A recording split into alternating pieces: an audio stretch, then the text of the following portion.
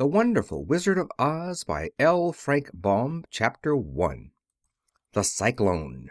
Dorothy lived in the midst of the great Kansas prairies, with Uncle Henry, who was a farmer, and Aunt Em, who was the farmer's wife. Their house was small, for the lumber to build it had to be carried by wagon many miles. There were 4 walls, a floor, and a roof, which made one room, and this room contained a rusty-looking cook stove, a cupboard for the dishes, a table, 3 or 4 chairs, and the beds. Uncle Henry and Aunt Em had a big bed in one corner, and Dorothy a little bed in another corner.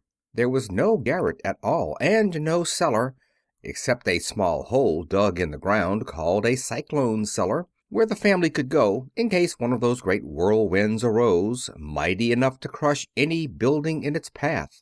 It was reached by a trap-door in the middle of the floor, from which a ladder led down into the small dark hole.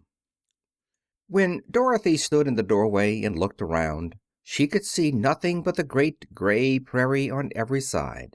Not a tree nor a house broke the broad sweep of flat country that reached to the edge of the sky in all directions. The sun had baked the plowed land into a gray mass, with little cracks running through it. Even the grass was not green, for the sun had burned the tops of the long blades until they were the same gray color to be seen everywhere. Once the house had been painted, but the sun blistered the paint and the rains washed it away, and now the house was as dull and gray as everything else. When Aunt Em came there to live, she was a young, pretty wife. The sun and wind had changed her, too. They had taken the sparkle from her eyes and left them a somber gray. They had taken the red from her cheeks and lips, and they were gray also. She was thin and gaunt and never smiled now. When Dorothy, who was an orphan, first came to her, Aunt Em had been so startled by the child's laughter that she would scream and press her hand upon her heart whenever Dorothy's merry voice reached her ears, and she still looked at the little girl with wonder that she could find anything to laugh at. Uncle Henry never laughed. He worked hard from morning till night, and did not know what joy was. He was gray also, from his long beard to his rough boots, and he looked stern and solemn and rarely spoke. It was Toto that made Dorothy laugh, and saved her from growing as gray as her other surroundings. Toto was not gray. He was a little black dog, with long silky hair and small black eyes that twinkled merrily on either side of his funny wee nose. Toto played all day long, and Dorothy played with him and loved him dearly. Today, however, they were not playing. Uncle Henry sat upon the doorstep and looked anxiously at the sky, which was even grayer than usual. Dorothy stood in the door with Toto in her arms, and looked at the sky too. Aunt Em was washing the dishes.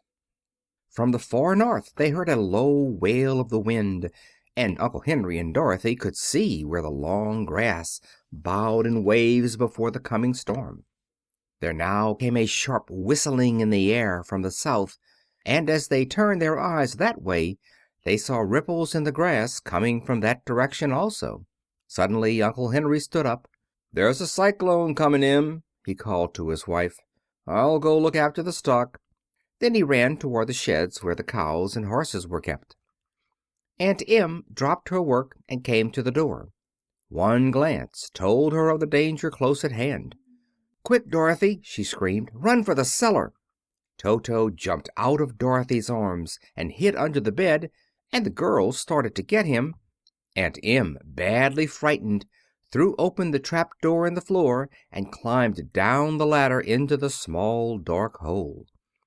Dorothy caught Toto at last and started to follow her aunt.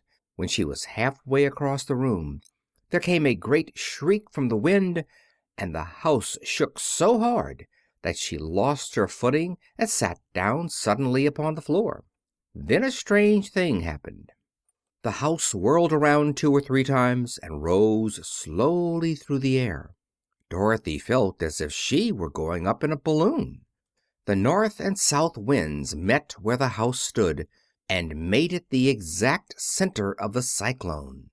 In the middle of a cyclone the air is generally still, but the great pressure of the wind on every side of the house raised it up higher and higher until it was at the very top of the cyclone, and there it remained and was carried miles and miles away as easily as you could carry a feather. It was very dark, and the wind howled horribly around her, but Dorothy found she was riding quite easily. After the first few whirls around, and one other time when the house tipped badly, she felt as if she were being rocked gently, like a baby in a cradle. Toto did not like it. He ran around the room, now here, now there, barking loudly, but Dorothy sat quite still on the floor and waited to see what would happen. Once Toto got too near the open trap door and fell in, and at first the little girl thought she had lost him. But soon she saw one of his ears sticking up through the hole, for the strong pressure of the air was keeping him up so that he could not fall. She crept to the hole, caught Toto by the ear, and dragged him into the room again, afterward closing the trap door so that no more accidents could happen. Hour after hour passed away, and slowly Dorothy got over her fright. But she felt quite lonely, and the wind shrieked so loudly all about her that she nearly became deaf. At first she had wondered if she could be dashed to pieces when the house fell again, but as the hours passed and nothing terrible happened, she stopped worrying and resolved to wait calmly and see what the future would bring. At last she crawled over the swaying floor to her bed and lay down upon it, and Toto followed and lay down beside her. In spite of the swaying of the house and the wailing of the wind, Dorothy soon closed her eyes and fell fast asleep. Chapter 2 of The Wonderful Wizard of Oz, The Council with the Munchkins. She was awakened by a shock so sudden and severe that if Dorothy had not been lying on the soft bed she might have been hurt. As it was, the jar made her catch her breath and wonder what had happened, and Toto put his cold little nose into her face and whined dismally. Dorothy sat up and noticed that the house was not moving, nor was it dark, for the bright sunshine came in at the window, flooding the little room. She sprang from her bed and, with Toto at her heels, ran and opened the door. The little girl gave a cry of amazement and looked about her, her eyes growing bigger and bigger at the wonderful sights she saw. The cyclone had set the house down very gently for a cyclone, in the midst of a country of marvelous beauty. There were lovely patches of greensward all about, with stately trees bearing rich and luscious fruits. Banks of gorgeous flowers were on every hand, and birds with rare and brilliant plumage sang and fluttered in the trees and bushes. A little way off was a small brook, rushing and sparkling along between green banks, and murmuring in a voice very grateful to a little girl who had lived so long on the dry, gray prairies. While she stood looking eagerly at the strange and beautiful sights, she noticed, coming toward her, a group of the queerest people she had ever seen.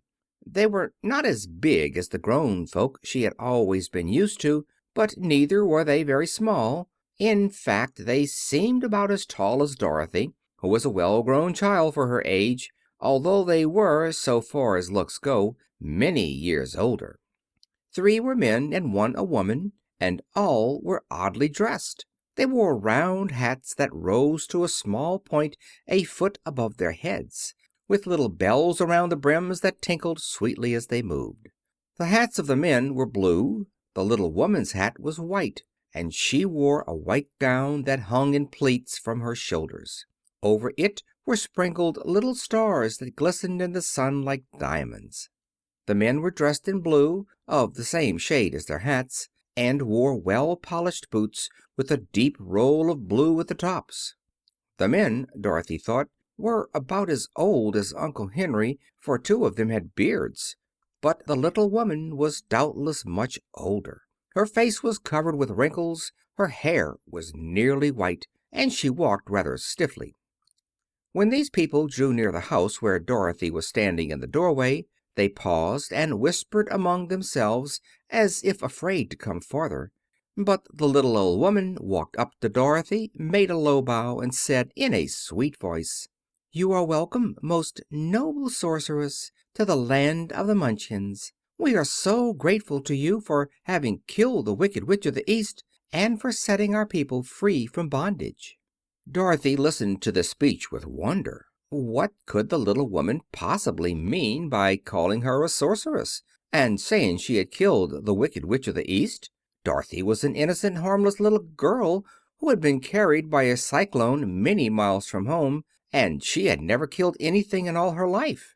But the little woman evidently expected her to answer, so Dorothy said with hesitation, "You are very kind, but there must be some mistake. I have not killed anything." "Your house did, anyway," replied the little old woman with a laugh. "And that is the same thing. See," she continued, pointing to the corner of the house. "There are her 2 feet still sticking out from under a block of wood." Dorothy looked and gave a little cry of fright. There, indeed, just under the corner of the great beam the house rested on, 2 feet were sticking out, shod in silver shoes with pointed toes. "Oh dear! Oh dear!" cried Dorothy, clasping her hands together in dismay. "The house must have fallen on her. Whatever shall we do?" "There is nothing to be done," said the little woman calmly. "But who was she?" asked Dorothy. "She was the Wicked Witch of the East, as I said," answered the little woman. "She has held all the Munchkins in bondage for many years, making them slave for her night and day. Now they are all free, and are grateful to you for the favor." "Who are the Munchkins?" inquired Dorothy. "They are the people who live in this land of the East, where the Wicked Witch ruled." "Are you a Munchkin?" asked Dorothy. "No, but I am their friend, although I live in the land of the North. When they saw the Witch of the East was dead, the Munchkins sent a swift messenger to me, and I came at once. I am the Witch of the North." "Oh, gracious!" cried Dorothy. "Are you a real witch?" "Yes, indeed," answered the little woman. "But I am a good witch, and the people love me. I am not so powerful as the Wicked Witch was who ruled here, or I should have set the people free myself." "But I thought all witches were wicked," said the girl, who was half frightened at facing a real witch. "Oh, no, that is a great mistake. There were only 4 witches in all the land of Oz, and 2 of them, those who live in the North and the South, are good witches. I know this is true, for I am one of them myself, and cannot be mistaken. Those who dwelt in the East and the West were indeed wicked witches, but now that you have killed one of them, there is but one wicked witch in all the land of Oz, the one who lives in the West." "But," said Dorothy, with a moment's thought, "Aunt Em has told me that the witches were all dead years and years ago." "Who is Aunt Em?" inquired the little old woman. "She is my aunt who lives in Kansas, where I come from." The Witch of the North seemed to think for a time, with her head bowed and her eyes upon the ground. Then she looked up and said, "I do not know where Kansas is, for I have never heard that country mentioned before. But tell me, is it a civilized country?" "Oh, yes," replied Dorothy. "Then that accounts for it. In the civilized countries I believe there are no witches left, nor wizards, nor sorceresses, nor magicians. But you see, the land of Oz has never been civilized, for we are cut off from all the rest of the world. Therefore we still have witches and wizards amongst us." "Who are the wizards?" asked Dorothy. "Oz himself is the great wizard," answered the witch, sinking her voice to a whisper. "He is more powerful than all the rest of us together. He lives in the City of Emeralds." Dorothy was going to ask another question, but just then the Munchkins, who had been standing silently by, gave a loud shout and pointed to the corner of the house where the Wicked Witch had been lying. "What is it?" asked the little old woman, and looked and began to laugh. The feet of the dead witch had disappeared entirely, and nothing was left but the silver shoes.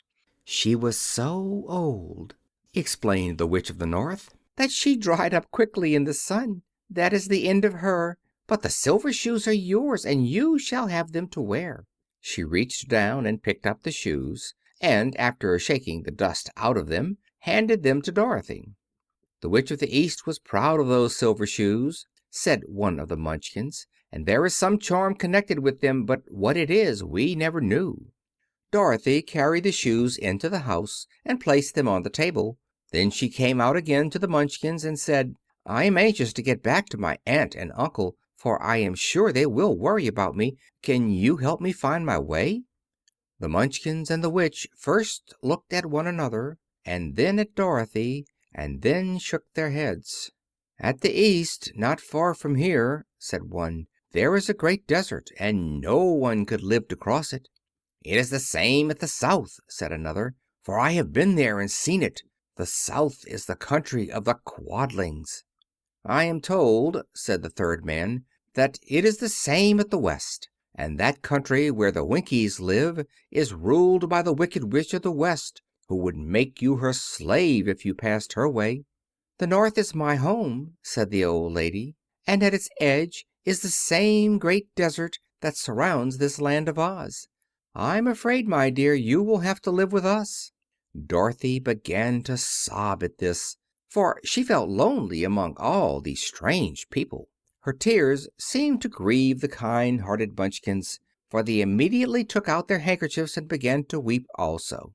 As for the little old woman, she took off her cap and balanced the point on the end of her nose while she counted 1, 2, 3 in a solemn voice.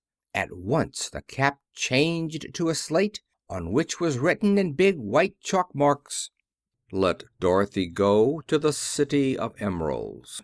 The little old woman took the slate from her nose, and having read the words on it, asked, "Is your name Dorothy, my dear?" "Yes," answered the child, looking up and drying her tears. "Then you must go to the City of Emeralds. Perhaps Oz will help you."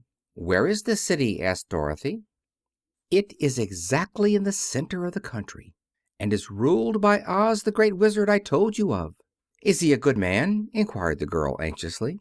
"He is a good wizard. Whether he is a man or not I cannot tell you, for I have never seen him." "How can I get there?" asked Dorothy. "You must walk. It is a long journey through a country that is sometimes pleasant and sometimes dark and terrible. However, I will use all the magic arts I know of to keep you from harm." "Won't you go with me?" pleaded the girl, who had begun to look upon the little old woman as her only friend. "No, I cannot do that," she replied, "but I will give you my kiss, and no one will dare injure a person who has been kissed by the Witch of the North." She came close to Dorothy and kissed her gently on the forehead. Where her lips touched the girl they left a round, shining mark, as Dorothy found out soon after.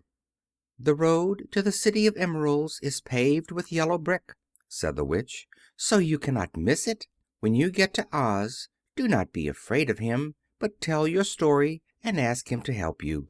Goodbye, my dear." The three Munchkins bowed low to her and wished her a pleasant journey, after which they walked away through the trees. The Witch gave Dorothy a friendly little nod, whirled around on her left heel 3 times, and straightway disappeared, much to the surprise of little Toto, who barked after her loudly enough when she was gone, because he had been afraid even to growl while she stood by. But Dorothy, knowing her to be a witch, had expected her to disappear in just that way, and was not surprised in the least. Chapter 3. How Dorothy Saved the Scarecrow. When Dorothy was left alone, she began to feel hungry. So she went to the cupboard and cut herself some bread, which she spread with butter. She gave some to Toto, and taking a pail from the shelf, she carried it down to the little brook and filled it with clear, sparkling water. Toto ran over to the trees and began to bark at the birds sitting there. Dorothy went to get him and saw such delicious fruit hanging from the branches that she gathered some of it, finding it just what she wanted to help out her breakfast. Then she went back to the house, and having helped herself and Toto to a good drink of cool, clear water, she set about making ready for the journey to the City of Emeralds. Dorothy had only one other dress, but that happened to be clean and was hanging on a peg beside her bed. It was gingham with checks of white and blue, and although the blue was somewhat faded with many washings, it was still a pretty frock. The girl washed herself carefully, dressed herself in the clean gingham, and tied her pink sunbonnet on her head. She took a little basket and filled it with bread from the cupboard, laying a white cloth over the top. Then she looked down at her feet and noticed how old and worn her shoes were. "They surely will never do for a long journey, Toto," she said. And Toto looked up into her face with his little black eyes, and wagged his tail to show he knew what she meant. At that moment Dorothy saw lying on the table the silver shoes that had belonged to the Witch of the East. "I wonder if they will fit me," she said to Toto. "They would be just the thing to take a long walk in, for they could not wear out." She took off her old leather shoes and tried on the silver ones, which fitted her as well as if they had been made for her. Finally she picked up her basket. "Come along, Toto," she said. "We will go to the Emerald City and ask the Great Oz how to get back to Kansas again." She closed the door, locked it, and put the key carefully in the pocket of her dress. And so, with Toto trotting along soberly behind her, she started on her journey. There were several roads nearby, but it did not take her long to find the one paved with yellow bricks. Within a short time she was walking briskly toward the Emerald City, her silver shoes tinkling merrily on the hard yellow roadbed. The sun shone bright and the birds sang sweetly, and Dorothy did not feel nearly so bad as you might think a little girl would who had been suddenly whisked away from her own country and set down in the midst of a strange land. She was surprised, as she walked along, to see how pretty the country was about her. There were neat fences at the sides of the road, painted a dainty blue color, and beyond them were fields of grain and vegetables in abundance. Evidently the Munchkins were good farmers and able to raise large crops. Once in a while she would pass a house, and the people came out to look at her and bow low as she went by, for everyone knew she had been the means of destroying the Wicked Witch and setting them free from bondage.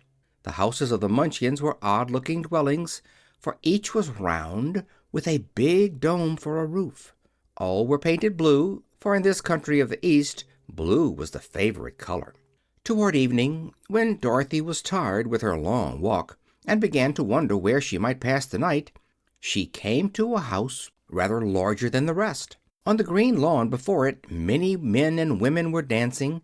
5 little fiddlers played as loudly as possible, and the people were laughing and singing, while a big table nearby was loaded with delicious fruits and nuts, pies and cakes, and many other good things to eat.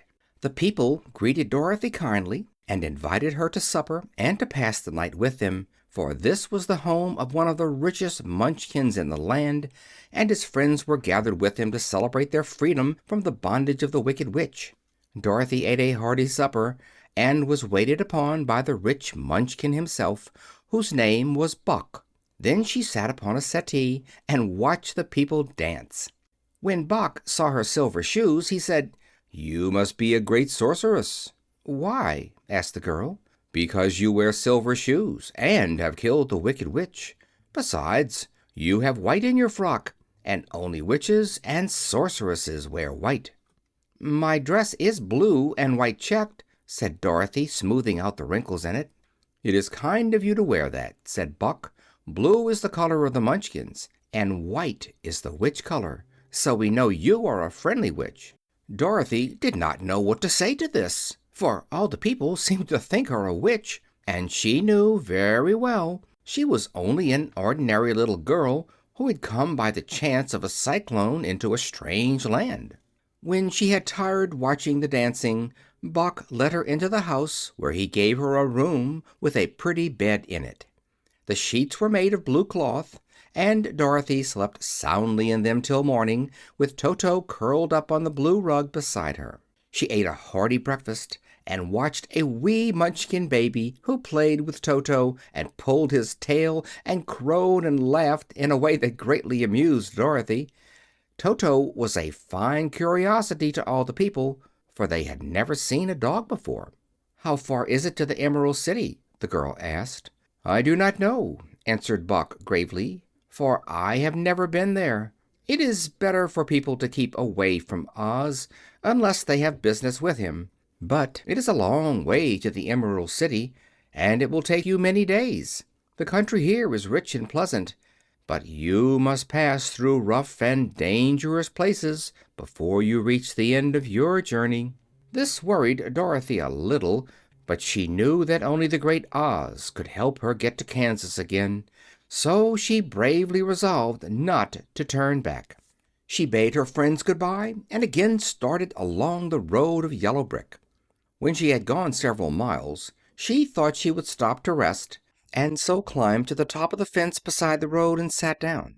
There was a great cornfield beyond the fence, and not far away she saw a Scarecrow placed high on a pole to keep the birds from the ripe corn. Dorothy leaned her chin upon her hand and gazed thoughtfully at the Scarecrow. Its head was a small sack stuffed with straw, with eyes, nose, and mouth painted on it to represent a face. An old pointed blue hat, that had belonged to some Munchkin, was perched on his head, and the rest of the figure was a blue suit of clothes, worn and faded, which had also been stuffed with straw. On the feet were some old boots with blue tops, such as every man wore in this country, and the figure was raised above the stalks of corn by means of the pole stuck up its back. While Dorothy was looking earnestly into the queer painted face of the Scarecrow, she was surprised to see one of the eyes slowly wink at her. She thought she must have been mistaken at first, for none of the Scarecrows in Kansas ever wink, but presently the figure nodded its head to her in a friendly way. Then she climbed down from the fence and walked up to it, while Toto ran around the pole and barked. "Good day," said the Scarecrow in a rather husky voice. "Did you speak?" asked the girl in wonder. "Certainly," answered the Scarecrow. "How do you do?" "I'm pretty well, thank you," replied Dorothy politely. "How do you do?"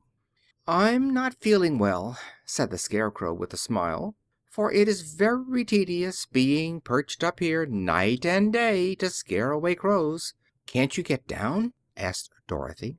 "No, for this pole is stuck up my back. If you will please take away the pole I shall be greatly obliged to you." Dorothy reached up both arms and lifted the figure off the pole, for being stuffed with straw it was quite light. "Thank you very much," said the Scarecrow, when he had been set down on the ground. "I feel like a new man." Dorothy was puzzled at this, for it sounded queer to hear a stuffed man speak and to see him bow and walk along beside her. "Who are you?" asked the Scarecrow, when he had stretched himself and yawned, "and where are you going?" "My name is Dorothy," said the girl, "and I am going to the Emerald City to ask the Great Oz to send me back to Kansas." "Where is the Emerald City?" he inquired, "and who is Oz?" "Why, don't you know?" she returned in surprise. "No, indeed. I don't know anything. You see, I am stuffed, so I have no brains at all," he answered sadly. "Oh," said Dorothy, "I'm awfully sorry for you. Do you think," he asked, "if I go to the Emerald City with you, that Oz would give me some brains?" "I cannot tell," she returned, "but you may come with me if you like. If Oz will not give you any brains, you will be no worse off than you are now." "That is true," said the Scarecrow. "You see," he continued confidentially, "I don't mind my legs and arms and body being stuffed, because I cannot get hurt.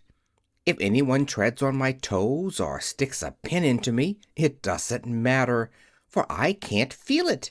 But I do not want people to call me a fool, and if my head stays stuffed with straw instead of with brains, as yours is, how am I ever to know anything?"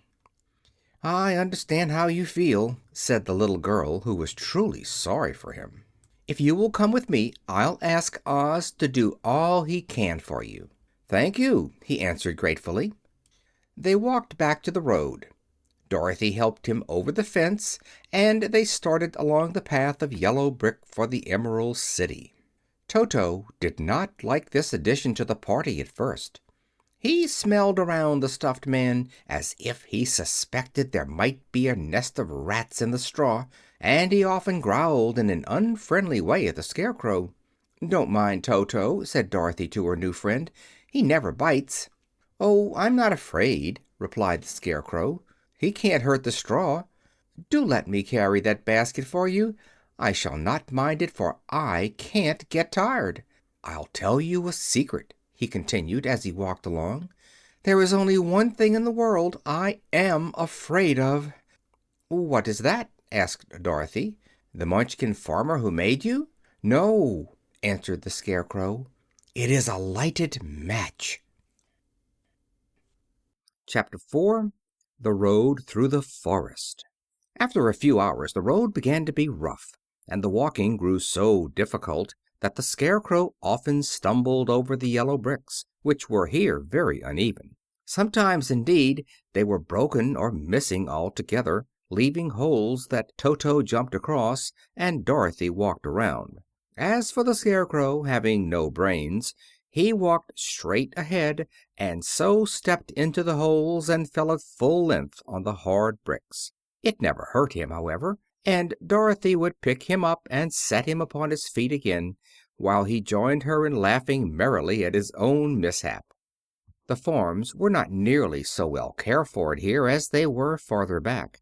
There were fewer houses and fewer fruit trees, and the farther they went the more dismal and lonesome the country became. At noon they sat down by the roadside, near a little brook, and Dorothy opened her basket and got out some bread. She offered a piece to the Scarecrow, but he refused. "I am never hungry," he said, "and it is a lucky thing I am not, for my mouth is only painted, and if I should cut a hole in it so I could eat, the straw I am stuffed with would come out, and that would spoil the shape of my head." Dorothy saw at once that this was true, so she only nodded and went on eating her bread. "Tell me something about yourself and the country you came from," said the Scarecrow, when she had finished her dinner. So she told him all about Kansas, and how gray everything was there, and how the Cyclone had carried her to this queer land of Oz. The Scarecrow listened carefully and said, "I cannot understand why you should wish to leave this beautiful country and go back to the dry, gray place you call Kansas." "That is because you have no brains," answered the girl. "No matter how dreary and gray our homes are, we people of flesh and blood would rather live there than in any other country, be it ever so beautiful. There is no place like home." The Scarecrow sighed. "Of course, I cannot understand it," he said.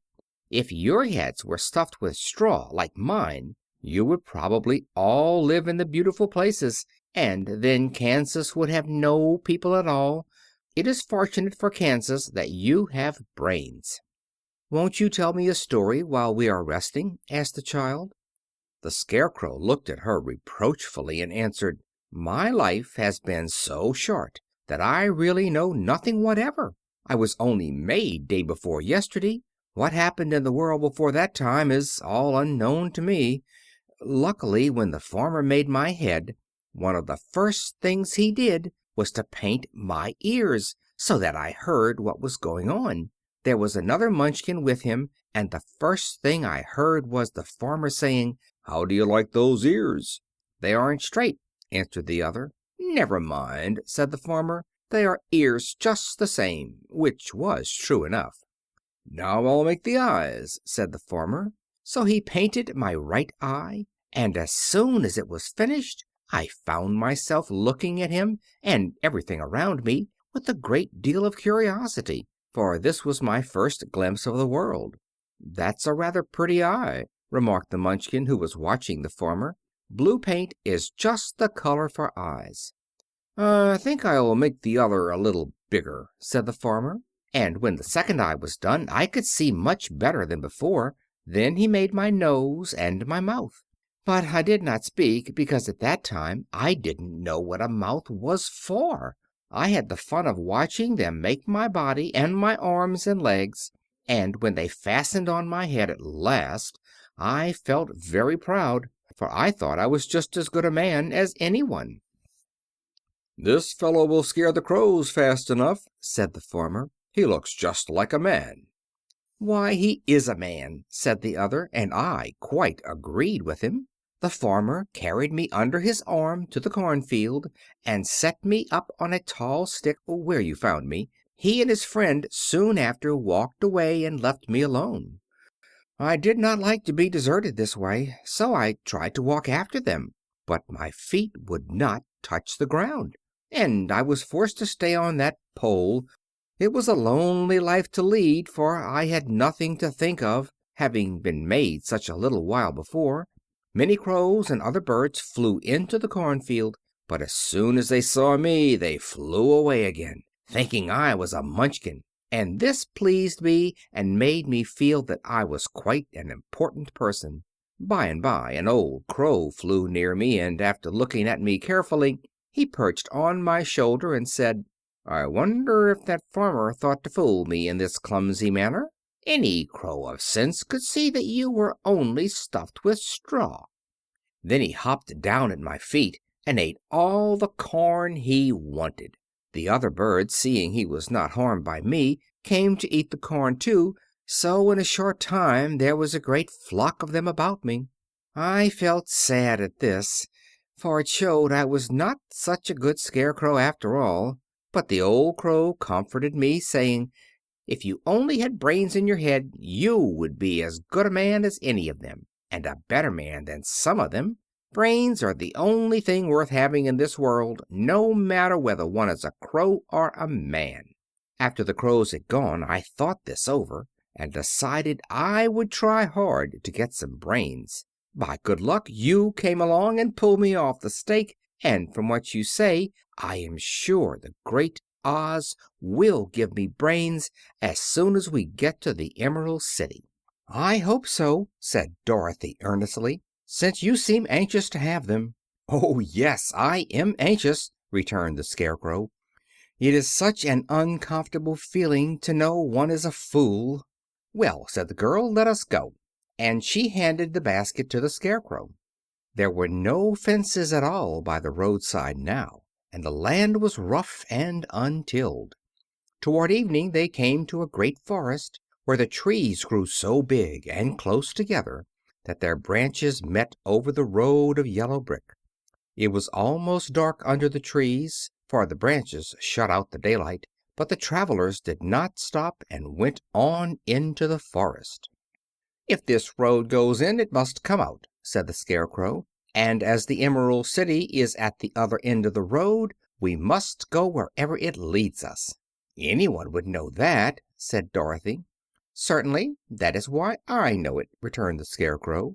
"If it required brains to figure it out, I never should have said it." After an hour or so the light faded away, and they found themselves stumbling along in the darkness. Dorothy could not see at all, but Toto could, for some dogs see very well in the dark, and the Scarecrow declared he could see as well as by day. So she took hold of his arm and managed to get along fairly well. "If you see any house or any place where we can pass the night," she said, "you must tell me, for it is very uncomfortable walking in the dark." Soon after the Scarecrow stopped. "I see a little cottage at the right of us," he said, "built of logs and branches. Shall we go there?" "Yes, indeed," answered the child. "I am all tired out." So the Scarecrow led her through the trees until they reached the cottage, and Dorothy entered and found a bed of dried leaves in one corner. She lay down at once, and with Toto beside her soon fell into a sound sleep. The Scarecrow, who was never tired, stood up in another corner and waited patiently until morning came. Chapter 5. The Rescue of the Tin Woodman. When Dorothy awoke the sun was shining through the trees, and Toto had long been out chasing birds around him and squirrels. She sat up and looked around her. Scarecrow still standing patiently in his corner, waiting for her. "We must go and search for water," she said to him. "Why do you want water?" he asked.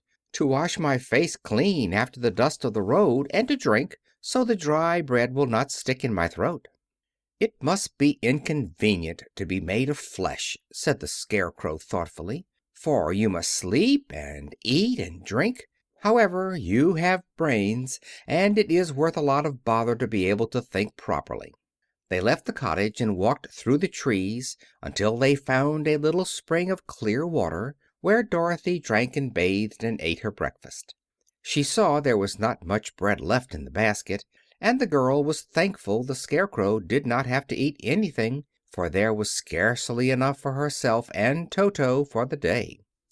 When she had finished her meal and was about to go back to the road of yellow brick, she was startled to hear a deep groan near by. "What was that?" she asked timidly. "I cannot imagine," replied the Scarecrow, "but we can go and see." Just then another groan reached their ears, and the sound seemed to come from behind them. They turned and walked through the forest a few steps, when Dorothy discovered something shining in a ray of sunshine that fell between the trees. She ran to the place and then stopped short with a little cry of surprise. One of the big trees had been partly chopped through, and standing beside it, with an uplifted axe in his hands, was a man made entirely of tin. His head and arms and legs were jointed upon his body, but he stood perfectly motionless, as if he could not stir at all. Dorothy looked at him in amazement, and so did the Scarecrow, while Toto barked sharply and made a snap at the tin legs, which hurt his teeth. "Did you groan?" asked Dorothy. "Yes," answered the Tin Man, "I did. I've been groaning for more than a year, and no one has ever heard me before or come to help me." "What can I do for you?" she inquired softly, for she was moved by the sad voice in which the man spoke. "Get an oil can and oil my joints," he answered. "They are rusted so badly that I cannot move them at all. If I am well oiled I shall soon be all right again. You will find an oil can on a shelf in my cottage." Dorothy at once ran back to the cottage and found the oil can, and then she returned and asked anxiously, "Where are your joints?" "Oil my neck first," replied the Tin Woodman. So she oiled it, and as it was quite badly rusted, the Scarecrow took hold of the tin head and moved it gently from side to side until it worked freely, and then the man could turn it himself. "Now oil the joints in my arms," he said, and Dorothy oiled them, and the Scarecrow bent them carefully until they were quite free from rust and as good as new. The Tin Woodman gave a sigh of satisfaction and lowered his axe, which he leaned against the tree. "Ah, that is a great comfort," he said. "I have been holding that axe in the air ever since I rusted, and I'm glad to be able to put it down at last. Now, if you will oil the joints of my legs, I shall be all right once more." So they oiled his legs until he could move them freely, and he thanked them again and again for his release, for he seemed a very polite creature and very grateful. "I might have stood there always if you had not come along," he said. "So you have certainly saved my life. How did you happen to be here?" "We are on our way to the Emerald City to see the Great Oz," she answered, "and we stopped at your cottage to pass the night." "Why do you wish to see Oz?" he asked. "I want him to send me back to Kansas, and the Scarecrow wants him to put a few brains into his head," she replied. The Tin Woodman appeared to think deeply for a moment. Then he said, "Do you suppose Oz could give me a heart?" "Why, I guess so," Dorothy answered. "It would be as easy as to give the Scarecrow brains." "True," the Tin Woodman returned. "So if you will allow me to join your party, I will also go to the Emerald City and ask Oz to help me." "Come along," said the Scarecrow heartily, and Dorothy added that she would be pleased to have his company.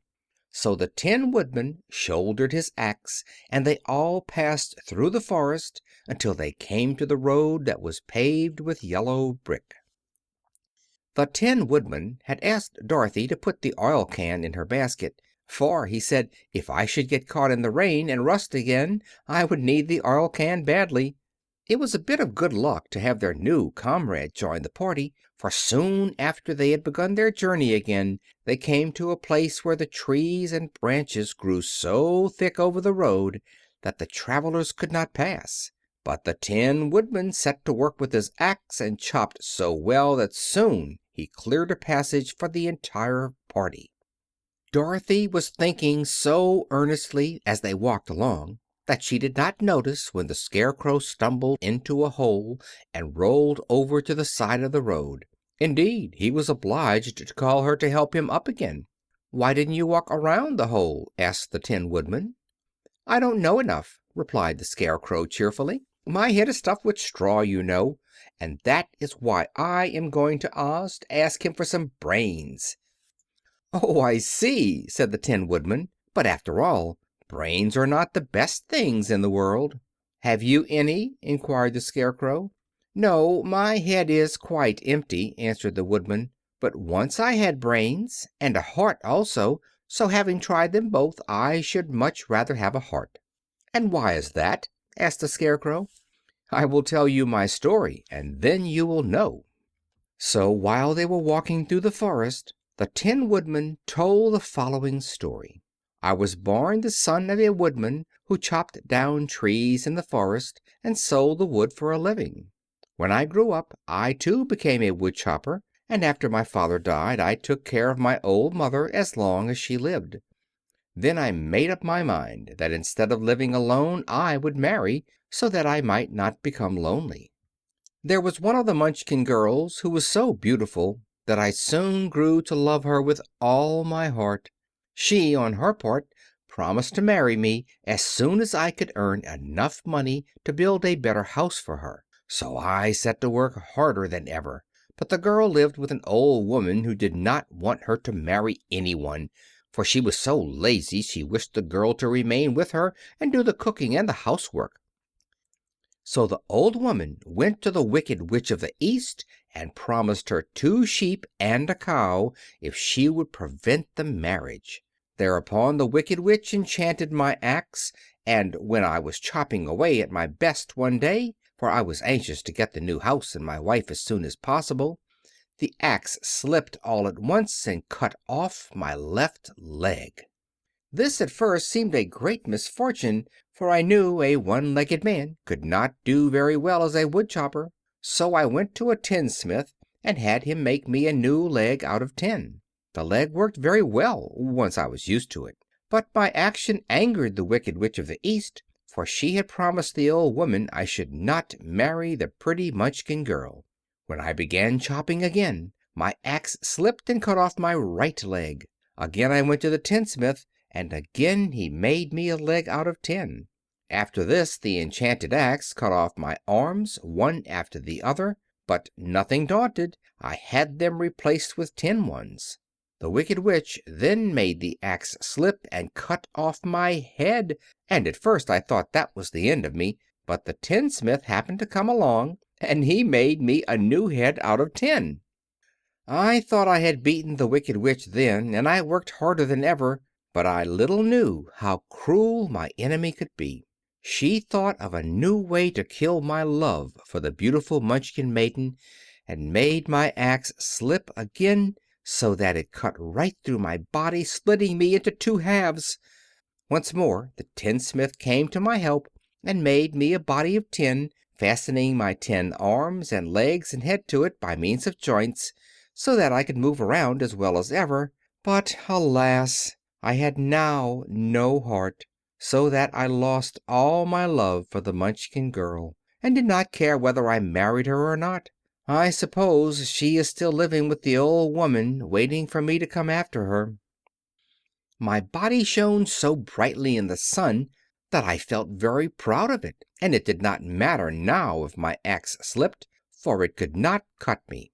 There was only one danger, that my joints would rust. but I kept an oil can in my cottage and took care to oil myself whenever I needed it. However, there came a day when I forgot to do this, and being caught in a rainstorm, before I thought of the danger my joints had rusted, and I was left to stand in the woods until you came to help me. It was a terrible thing to undergo, but during the year I stood there I had time to think that the greatest loss I had known was the loss of my heart. While I was in love I was the happiest man on earth, but no one can love who has not a heart, and so I am resolved to ask Oz to give me one. If he does, I will go back to the Munchkin maiden and marry her." Both Dorothy and the Scarecrow had been greatly interested in the story of the Tin Woodman, and now they knew why he was so anxious to get a new heart. "All the same," said the Scarecrow, "I shall ask for brains instead of a heart, for a fool would not know what to do with a heart if he had one."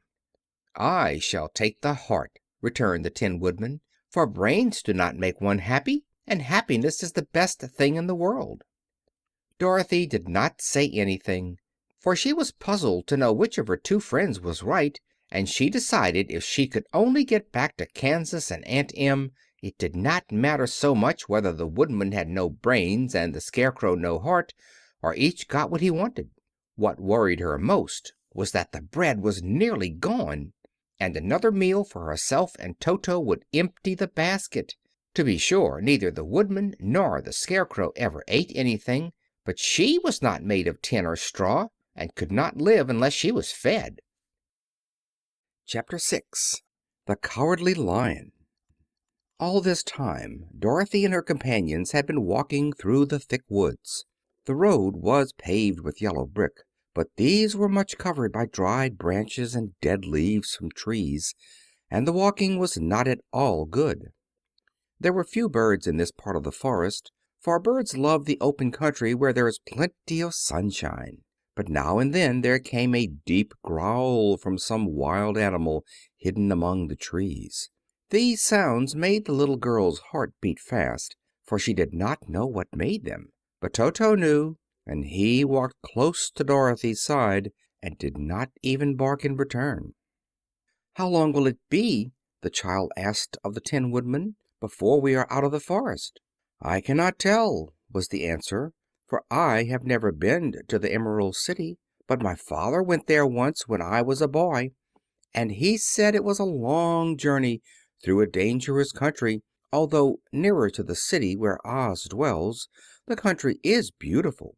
But I am not afraid, so long as I have my oil can, and nothing can hurt the Scarecrow, while you bear upon your forehead the mark of the Good Witch's kiss, and that will protect you from harm."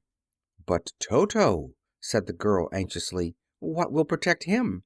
"We must protect him ourselves if he is in danger," replied the Tin Woodman. Just as he spoke, there came from the forest a terrible roar, and the next moment a great lion bounded into the road. With one blow of his paw he sent the Scarecrow spinning over and over to the edge of the road, and then he struck at the Tin Woodman with his sharp claws. But to the lion's surprise he could make no impression on the tin, although the Woodman fell over in the road and lay still. Little Toto, now that he had an enemy to face, ran barking toward the lion, and the great beast had opened his mouth to bite the dog, when Dorothy, fearing Toto would be killed, and heedless of danger, rushed forward and slapped the lion upon his nose as hard as she could, while she cried out, "Don't you dare bite Toto! You ought to be ashamed of yourself, a big beast like you to bite a poor little dog." "I didn't bite him," said the lion, as he rubbed his nose with his paw where Dorothy had hit it. "No, but you tried to," she retorted. "You are nothing but a big coward." "I know it," said the lion, hanging his head in shame. "I've always known it, but how can I help it? I don't know, I'm sure. To think of you striking a stuffed man like the poor Scarecrow!" "Is he stuffed?" asked the lion in surprise, as he watched her pick up the Scarecrow and set him upon his feet, while she patted him into shape again.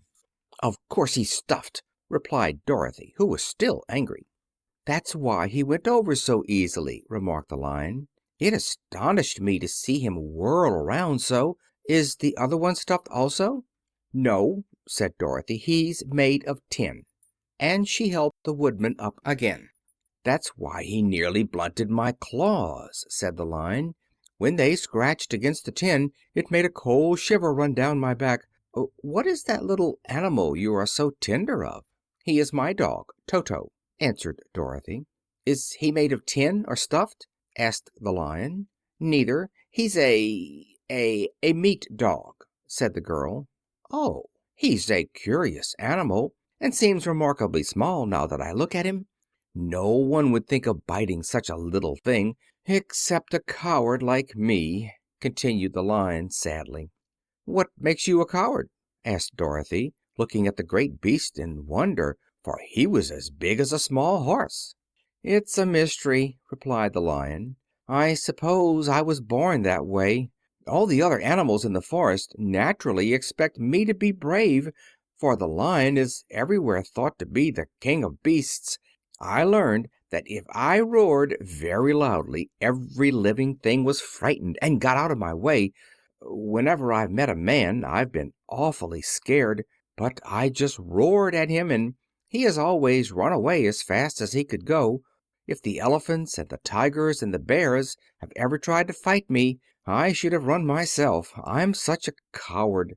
But just as soon as they hear me roar, they all try to get away from me, and of course I let them go." "But that isn't right. The king of beasts shouldn't be a coward," said the Scarecrow. "I know it," returned the Lion, wiping a tear from his eye with the tip of his tail. "It is my great sorrow, and makes my life very unhappy. But whenever there is danger my heart begins to beat fast." "Perhaps you have a heart disease," said the Tin Woodman. "It may be," said the Lion. "If you have," continued the Tin Woodman, "you ought to be glad, for it proves you have a heart. For my part, I have no heart, so I cannot have heart disease." "Perhaps," said the Lion thoughtfully, "if I had no heart I should not be a coward." "Have you brains?" asked the Scarecrow. "I suppose so. I've never looked to see," replied the Lion. "I am going to the Great Oz to ask him to give me some," remarked the Scarecrow, "for my head is stuffed with straw." "And I am going to ask him to give me a heart," said the Woodman. "And I am going to ask him to send Toto and me back to Kansas," added Dorothy. "Do you think Oz could give me courage?" asked the Cowardly Lion. "Just as easily as he could give me brains," said the Scarecrow. "Or give me a heart," said the Tin Woodman. "Or send me back to Kansas," said Dorothy. "Then if you don't mind I'll go with you," said the Lion, "for my life is simply unbearable without a bit of courage." "You will be very welcome," answered Dorothy, "for you will help to keep away the other wild beasts. It seems to me they must be more cowardly than you if they allow you to scare them so easily." "They really are," said the Lion, "but that doesn't make me any braver, and as long as I know myself to be a coward I shall be unhappy." So once more the little company set off upon the journey, the Lion walking with stately strides at Dorothy's side. Toto did not approve this new comrade at first, for he could not forget how nearly he had been crushed between the Lion's great jaws. But after a time he became more at ease, and presently Toto and the Cowardly Lion had grown to be good friends. During the rest of that day there was no other adventure to mar the peace of their journey. Once, indeed, the Tin Woodman stepped upon a beetle that was crawling along the road, and killed the poor little thing. This made the Tin Woodman very unhappy, for he was always careful not to hurt any living creature, and as he walked along he wept several tears of sorrow and regret. These tears ran slowly down his face and over the hinges of his jaw, and there they rusted. When Dorothy presented him a question, the Tin Woodman could not open his mouth, for his jaws were tightly rusted together. He became greatly frightened at this, and made many motions to Dorothy to relieve him, but she could not understand. The Lion was also puzzled to know what was wrong, But the Scarecrow seized the oil can from Dorothy's basket and oiled the Woodman's jaws, so that after a few moments he could talk as well as before. "This will serve me a lesson," said he, "to look where I step, for if I should kill another bug or beetle I should surely cry again, and crying rusts my jaws so that I cannot speak." Thereafter he walked very carefully, with his eyes on the road, and when he saw a tiny ant toiling by he would step over it so as not to harm it. The Tin Woodman knew very well he had no heart, and therefore he took great care never to be cruel or unkind to anything. "You people with hearts," he said, "have something to guide you, and need never do wrong. But I have no heart, and so I must be very careful. When Oz gives me a heart, of course, I needn't mind so much." Chapter 7. The Journey to the Great Oz. They were obliged to camp out that night under a large tree in the forest, for there were no houses near. The tree made a good thick covering to protect them from the dew, and the Tin Woodman chopped a great pile of wood with his axe, and Dorothy built a splendid fire that warmed her and made her feel less lonely. She and Toto ate the last of their bread, and now she did not know what they would do for breakfast. "If you wish," said the Lion, "I will go into the forest and kill a deer for you. You can roast it by the fire, since your tastes are so peculiar that you prefer cooked food, and then you will have a very good breakfast." "Don't, please don't," begged the Tin Woodman. "I should certainly weep if you killed a poor deer, and then my jaws would rust again." But the Lion went away into the forest and found his own supper, and no one ever knew what it was, for he didn't mention it. And the Scarecrow found a tree full of nuts and filled Dorothy's basket with them, so that she would not be hungry for a long time. She thought this was very kind and thoughtful of the Scarecrow, but she laughed heartily at the awkward way in which the poor creature picked up the nuts. His padded hands were so clumsy and the nuts were so small that he dropped almost as many as he put in the basket. But the Scarecrow did not mind how long it took him to fill the basket, for it enabled him to keep away from the fire, as he feared a spark might get into his straw and burn him up. So he kept a good distance away from the flames, and only came near to cover Dorothy with dry leaves when she lay down to sleep. These kept her very snug and warm, and she slept soundly until morning. When it was daylight, the girl bathed her face in a little rippling brook, and soon after they all started toward the Emerald City. This was to be an eventful day for the travelers. They had hardly been walking an hour when they saw before them a great ditch that crossed the road and divided the forest as far as they could see on either side. It was a very wide ditch, and when they crept up to the edge and looked into it, they could see it was also very deep, and there were many big jagged rocks at the bottom. The sides were so steep that none of them could climb down, and for a moment it seemed that their journey must end. "What shall we do?" asked Dorothy despairingly. "I haven't the faintest idea," said the Tin Woodman, and the Lion shook his shaggy mane and looked thoughtful. But the Scarecrow said, "We cannot fly, that is certain. Neither can we climb down into this great ditch. Therefore, if we cannot jump over it, we must stop where we are." "I think I could jump over it," said the Cowardly Lion, after measuring the distance carefully in his mind. "Then we are all right," answered the Scarecrow, "for you can carry us all over on your back, one at a time." "Well, I'll try it," said the Lion. "Who will go first?" "I will," declared the Scarecrow, "for if you found that you could not jump over the gulf, Dorothy would be killed or the Tin Woodman badly dented on the rocks below. But if I am on your back it will not matter so much, for the fall would not hurt me at all." "I am terribly afraid of falling myself," said the Cowardly Lion, "but I suppose there is nothing to do but try it. So get on my back and we will make the attempt."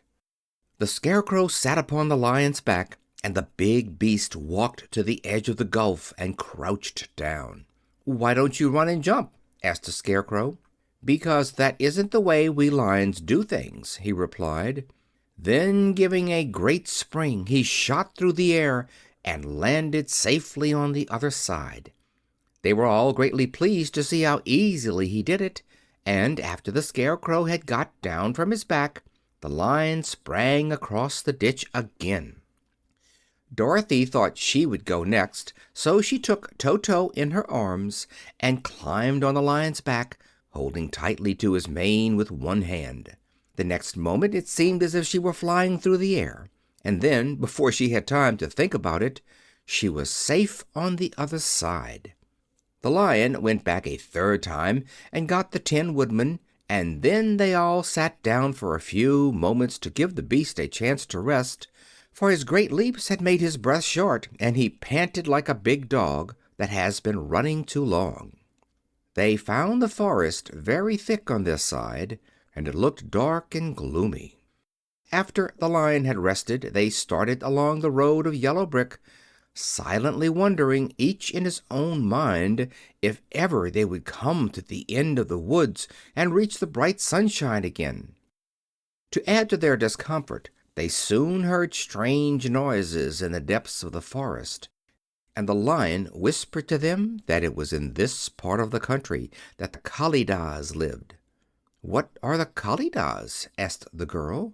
"They are monstrous beasts with bodies like bears and heads like tigers," replied the Lion, "and with claws so long and sharp that they could tear me in two as easily as I could kill Toto. I'm terribly afraid of the Kalidahs." "I'm not surprised that you are," returned Dorothy. "They must be dreadful beasts." The Lion was about to reply when suddenly they came to another gulf across the road. But this one was so broad and deep that the Lion knew at once he could not leap across it. So they sat down to consider what they should do, and after serious thought the Scarecrow said, "Here is a great tree standing close to the ditch. If the Tin Woodman can chop it down so that it will fall to the other side, we can walk across it easily."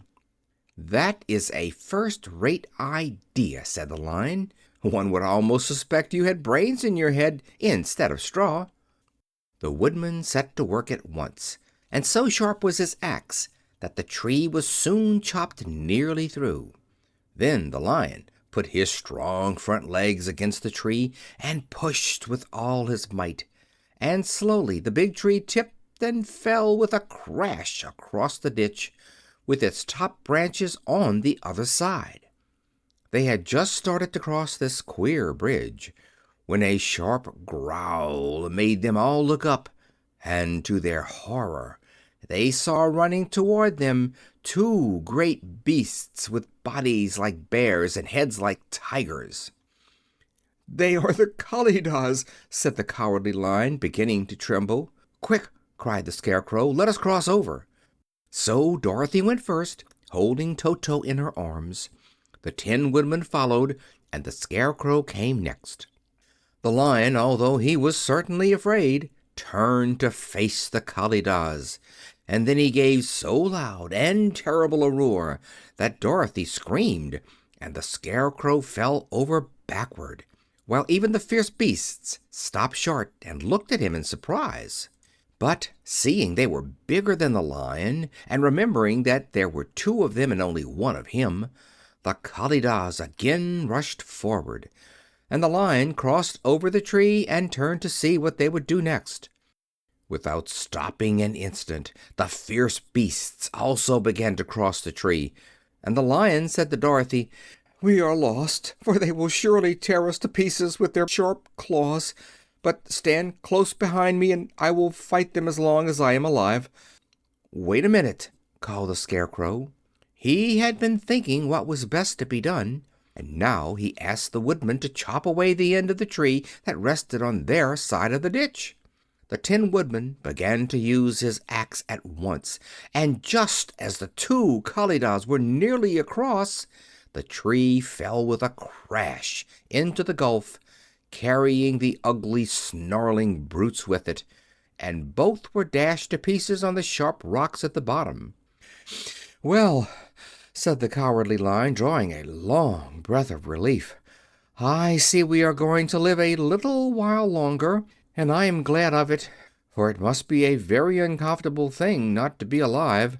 Those creatures frightened me so badly that my heart is beating yet." "Ah," said the Tin Woodman sadly, "I wish I had a heart to beat." This adventure made the travelers more anxious than ever to get out of the forest, and they walked so fast that Dorothy became tired and had to ride on the Lion's back. To their great joy, the trees became thinner the farther they advanced, and in the afternoon they suddenly came upon a broad river flowing swiftly just before them.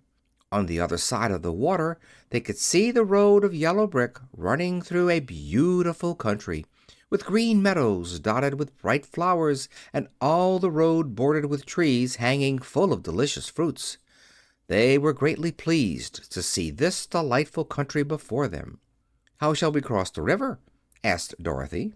"That is easily done," replied the Scarecrow. "The Tin Woodman must build us a raft so we can float to the other side."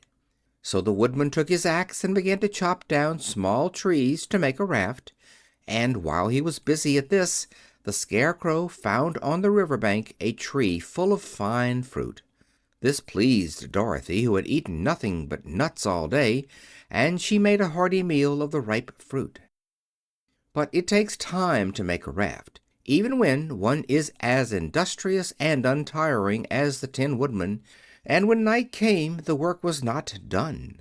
So they found a cozy place under the trees, where they slept well until the morning, and Dorothy dreamed of the Emerald City and of the Good Wizard of Oz, who would soon send her back to her own home again. Chapter 8. The Deadly Poppy Field. Our little party of travelers awakened the next morning refreshed and full of hope, and Dorothy breakfasted like a princess off peaches and plums from the trees beside the river. Behind them was the dark forest they had passed safely through, although they had suffered many discouragements. But before them was a lovely sunny country that seemed to beckon them on to the Emerald City. To be sure, the broad river now cut them off from this beautiful land. But the raft was nearly done, and after the Tin Woodman had cut a few more logs and fastened them together with wooden pins, they were ready to start. Dorothy sat down in the middle of the raft and held Toto in her arms. When the Cowardly Lion stepped upon the raft, it tipped badly, for he was big and heavy, but the Scarecrow and the Tin Woodman stood upon the other end to steady it, and they had long poles in their hands to push the raft through the water. They got along quite well at first, but when they reached the middle of the river, the swift current swept the raft downstream farther and farther away from the road of yellow brick, and the water grew so deep that the long poles would not touch the bottom. "This is bad," said the Tin Woodman, "for if we cannot get to the land we shall be carried into the country of the Wicked Witch of the West, and she will enchant us and make us her slaves." "And then I should get no brains," said the Scarecrow. "And I should get no courage," said the Cowardly Lion. "And I should get no heart," said the Tin Woodman. "And I should never get back to Kansas," said Dorothy. "We must certainly get to the Emerald City if we can," the Scarecrow continued, and he pushed so hard on his long pole that it stuck fast in the mud at the bottom of the river. Then, before he could pull it out again or let go, the raft was swept away, and the poor Scarecrow left clinging to the pole in the middle of the river. "Goodbye," he called after them, and they were very sorry to leave him. Indeed, the Tin Woodman began to cry, but fortunately remembered that he might rust, and so dried his tears on Dorothy's apron. Of course, this was a bad thing for the Scarecrow. "I am now worse off than when I first met Dorothy," he thought. "Then I was stuck on a pole in a cornfield, where I could make believe scare the crows at any rate. But surely there is no use for a Scarecrow stuck on a pole in the middle of a river. I am afraid I shall never have any brains after all." Down the stream the raft floated, and the poor Scarecrow was left far behind. Then the Lion said, "Something must be done to save us. I think I can swim to the shore and pull the raft after me if you will only hold fast to the tip of my tail." So he sprang into the water, and the Tin Woodman caught fast hold of his tail. Then the Lion began to swim with all his might toward the shore. It was hard work, although he was so big, but by and by they were drawn out of the current, and then Dorothy took the Tin Woodman's long pole and helped push the raft to the land. They were all tired out when they reached the shore at last, and stepped off upon the pretty green grass, and they also knew that the stream had carried them a long way past the road of yellow brick that led to the Emerald City. "What shall we do now?" asked the Tin Woodman, as the Lion lay down on the grass to let the sun dry him. "We must get back to the road in some way," said Dorothy. "The best plan will be to walk along the river bank until we come to the road again," remarked the Lion. So when they were rested, Dorothy picked up her basket, and they started along the grassy bank to the road from which the river had carried them. It was a lovely country, with plenty of flowers and fruit trees and sunshine to cheer them, and had they not felt so sorry for the poor Scarecrow, they could have been very happy. They walked along as fast as they could, Dorothy only stopping once to pick a beautiful flower, and after a time the Tin Woodman cried out, "Look!" Then they all looked at the river and saw the Scarecrow perched upon his pole in the middle of the water, looking very lonely and sad. "What can we do to save him?" asked Dorothy. The Lion and the Woodman both shook their heads, for they did not know. So they sat down upon the bank and gazed wistfully at the Scarecrow until a stork flew by, who, upon seeing them, stopped to rest at the water's edge. "Who are you, and where are you going?" asked the stork. "I am Dorothy," answered the girl, "and these are my friends, the Tin Woodman and the Cowardly Lion, and we are going to the Emerald City."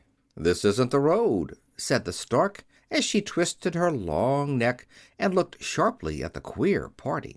"I know it," returned Dorothy, "but we have lost the Scarecrow and are wondering how we shall get him again." "Where is he?" asked the stork. "Over there, in the river," answered the little girl. "If he wasn't so big and heavy, I would get him for you," remarked the stork. "He isn't heavy a bit," said Dorothy eagerly, "for he is stuffed with straw. And if you will bring him back to us, we shall thank you ever and ever so much." "Well, I'll try," said the stork, "but if I find he is too heavy to carry, I shall have to drop him in the river again." So the big bird flew into the air and over the water till she came to where the Scarecrow was perched upon his pole. Then the stork, with her great claws, grabbed the Scarecrow by the arm and carried him up into the air and back to the bank, where Dorothy and the Lion and the Tin Woodman and Toto were sitting. When the Scarecrow found himself among his friends again, he was so happy that he hugged them all, even the Lion and Toto. And as they walked along, he sang "To-de-ri-o-do" at every step. He felt so gay. "I was afraid I should have to stay in that river forever," he said, "but the kind stork saved me, and if I ever get any brains I shall find the stork again and do her some kindness in return." "That's all right," said the stork, who was flying along beside them. "I always like to help anyone in trouble. But I must go now, for my babies are waiting in the nest for me. I hope you will find the Emerald City and that Oz will help you." "Thank you," replied Dorothy, and then the kind stork flew into the air and was soon out of sight. They walked along, listening to the singing of the brightly colored birds, and looking at the lovely flowers, which now became so thick that the ground was carpeted with them. There were big yellow and white and blue and purple blossoms, beside great clusters of scarlet poppies, which were so brilliant in color they almost dazzled Dorothy's eyes. "Aren't they beautiful?" the girl asked, as she breathed in the spicy scent of the bright flowers. "I suppose so," answered the Scarecrow. "When I have brains I shall probably like them better." "If I only had a heart I should love them," added the Tin Woodman. "I always did like flowers," said the Lion. "They seem so helpless and frail, but there are none in the forest so bright as these." They now came upon more and more of the big scarlet poppies, and fewer of the other flowers, and soon they found themselves in the midst of a great meadow of poppies. Now, it is well known that when there are many of these flowers together, their odor is so powerful that anyone who breathes it falls asleep. And if the sleeper is not carried away from the scent of the flowers, he sleeps on and on forever. But Dorothy did not know this, nor could she get away from the bright red flowers that were everywhere about. So presently her eyes grew heavy, and she felt she must sit down to rest and to sleep. But the Tin Woodman would not let her do this. "We must hurry and get back to the road of yellow brick before dark," he said, and the Scarecrow agreed with him. So they kept walking until Dorothy could stand no longer. Her eyes closed in spite of herself, and she forgot where she was and fell among the poppies fast asleep. "What shall we do?" asked the Tin Woodman. "If we leave her here she will die," said the Lion. "The smell of the flowers is killing us all. I myself can scarcely keep my eyes open, and the dog is asleep already." It was true. Toto had fallen down beside his little mistress, but the Scarecrow and the Tin Woodman, not being made of flesh, were not troubled by the scent of the flowers. "Run fast," said the Scarecrow to the Lion, "and get out of this deadly flower bed as soon as you can. We will bring the little girl with us, but if you should fall asleep you are too big to be carried." So the Lion roused himself and bounded forward as fast as he could go. In a moment he was out of sight. "Let us make a chair with our hands and carry her," said the Scarecrow.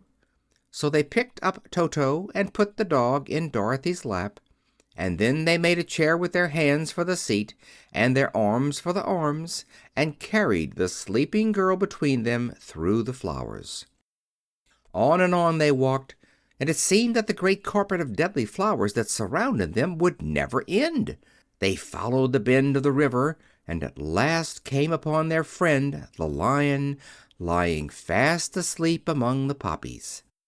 The flowers had been too strong for the huge beast, and he had given up at last, and fallen only a short distance from the end of the poppy bed, where the sweet grass spread in beautiful green fields before them. "We can do nothing for him," said the Tin Woodman sadly, "for he is much too heavy to lift. We must leave him here to sleep on forever, and perhaps he will dream that he has found courage at last." "I'm sorry," said the Scarecrow. "The Lion was a very good comrade for one so cowardly. But let us go on." They carried the sleeping girl to a pretty spot beside the river, far enough from the poppy field to prevent her breathing any more of the poison of the flowers, and here they laid her gently on the soft grass and waited for the fresh breeze to waken her. Chapter 9. The Queen of the Field Mice. "We cannot be far from the road of yellow brick now," remarked the Scarecrow as he stood beside the girl, "for we have come nearly as far as the river carried us." The Tin Woodman was about to reply when he heard a low growl. Then, turning his head, which worked beautifully on hinges, he saw a strange beast come bounding over the grass toward them. It was indeed a great yellow wildcat, and the Woodman thought it must be chasing something, for its ears were lying close to its head, and its mouth was wide open, showing 2 rows of ugly teeth, while its red eyes glowed like balls of fire. As it came nearer, the Tin Woodman saw that running before the beast was a little gray field mouse, and although he had no heart, He knew it was wrong for the wildcat to try to kill such a pretty, harmless creature. So the woodman raised his axe, and as the wildcat ran by, he gave it a quick blow that cut the beast's head clean off from its body, and it rolled over at his feet in two pieces. The field mouse, now that it was freed from its enemy, stopped short, and coming slowly up to the woodman, it said, in a squeaky little voice, "Oh, thank you ever so much for saving my life." "Don't speak of it, I beg you," replied the woodman. "I have no heart, you know, so I am careful to help all those who may need a friend, even if it happens to be only a mouse." "Only a mouse!" cried the little animal indignantly. "Why, I am a queen, the queen of all the field mice." "Oh, indeed," said the woodman, making a bow. "Therefore you have done a great deed, as well as a brave one, in saving my life," added the queen. At that moment several mice were seen running up as fast as their little legs could carry them, and when they saw their queen they exclaimed, "Oh, your Majesty, we thought you would be killed. How did you manage to escape the great wildcat?" They all bowed so low to the little queen that they almost stood on their heads. "This funny Tin Man," she answered, "killed the wildcat and saved my life. So hereafter you must all serve him and obey his slightest wish." "We will!" cried all the mice in a shrill chorus, and then they scampered in all directions, for Toto had awakened from his sleep, and seeing all these mice around him, he gave one bark of delight and jumped right into the middle of the group. Toto had always loved to chase mice when he lived in Kansas, and he saw no harm in it. But the Tin Woodman caught the dog in his arms and held him tight, while he called to the mice, come back, Toto shall not hurt you." At this the Queen of the Mice stuck her head out from underneath a clump of grass and asked in a timid voice, "Are you sure he will not bite us?" "I will not let him," said the Woodman, "so do not be afraid." One by one the mice came creeping back, and Toto did not bark again, although he tried to get out of the Woodman's arms, and would have bitten him had he not known very well he was made of tin. Finally one of the biggest mice spoke. "Is there anything we can do," it asked, "to repay you for saving the life of our queen?" "Nothing that I know of," answered the Woodman. But the Scarecrow, who had been trying to think, but could not because his head was stuffed with straw, said quickly, "Oh, yes, you can save our friend, the Cowardly Lion, who is asleep in the poppy bed." "A lion?" cried the little Queen. "Why, he would eat us all up." "Oh, no," declared the Scarecrow. "This lion is a coward." "Really?" asked the mouse. "He says so himself," answered the Scarecrow, "and he would never hurt anyone who is our friend. If you will help us to save him, I promise that he shall treat you all with kindness." "Very well," said the Queen. "We trust you, but what shall we do?" "Are there many of these mice which call you Queen and are willing to obey you?" "Oh, yes, there are thousands," she replied. "Then send for them all to come here as soon as possible, and let each one bring a long piece of string." The Queen turned to the mice that attended her and told them to go at once and get all her people. As soon as they heard her orders, they ran away in every direction as fast as possible. "Now," said the Scarecrow to the Tin Woodman, "you must go to those trees by the riverside and make a truck that will carry the lion." So the Woodman went at once to the trees and began to work, and soon he made a truck out of the limbs of trees, from which he chopped away all the leaves and branches. He fastened it together with wooden pegs and made the four wheels out of short pieces of a big tree trunk. So fast and so well did he work that by the time the mice began to arrive, the truck was all ready for them. They came from all directions, and there were thousands of them, big mice and little mice and middle-sized mice, and each one brought a piece of string in his mouth. It was about this time that Dorothy woke from her long sleep and opened her eyes. She was greatly astonished to find herself lying upon the grass, with thousands of mice standing around and looking at her timidly. But the Scarecrow told her about everything, and, turning to the dignified little mouse, he said, "Permit me to introduce to you Her Majesty, the Queen." Dorothy nodded gravely, and the Queen made a curtsy, after which she became quite friendly with the little girl. The Scarecrow and the Woodman now began to fasten the mice to the truck, using the strings they had brought. One end of a string was tied around the neck of each mouse and the other end to the truck. Of course, the truck was 1,000 times bigger than any of the mice who were to draw it, but when all the mice had been harnessed, they were able to pull it quite easily. Even the Scarecrow and the Tin Woodman could sit on it, and were drawn swiftly by their queer little horses to the place where the Lion lay asleep. After a great deal of hard work, for the Lion was heavy, they managed to get him up on the truck. Then the Queen hurriedly gave her people the order to start, for she feared if the mice stayed among the poppies too long, they also would fall asleep.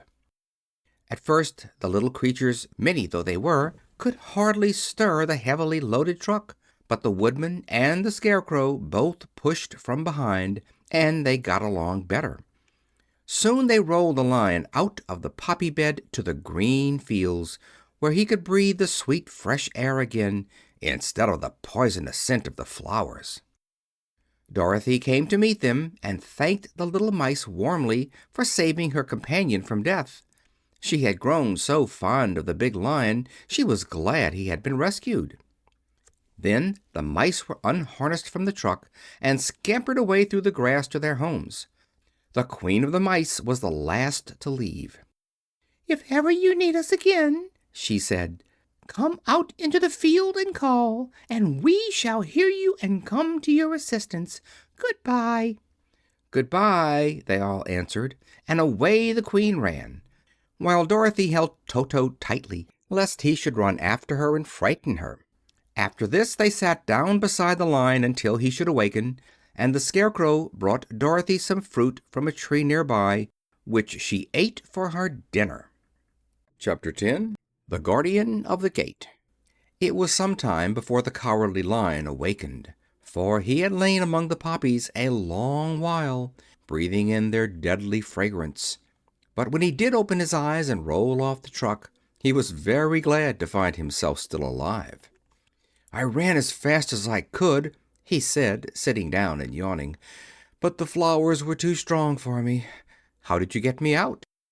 Then they told him of the field mice, and how they had generously saved him from death, and the Cowardly Lion laughed and said, "I have always thought myself very big and terrible, yet such little things as flowers came near to killing me, and such small animals as mice have saved my life. How strange it all is! But, comrades, what shall we do now?" "We must journey on until we find the road of yellow brick again," said Dorothy, "and then we can keep on to the Emerald City." So the Lion, being fully refreshed and feeling quite himself again, they all started upon the journey, greatly enjoying the walk through the soft, fresh grass, and it was not long before they reached the road of yellow brick and turned again toward the Emerald City, where the great Oz dwelt. The road was smooth and well paved now, and the country about was beautiful, so that the travelers rejoiced in leaving the forest far behind, and with it the many dangers they had met in its gloomy shades.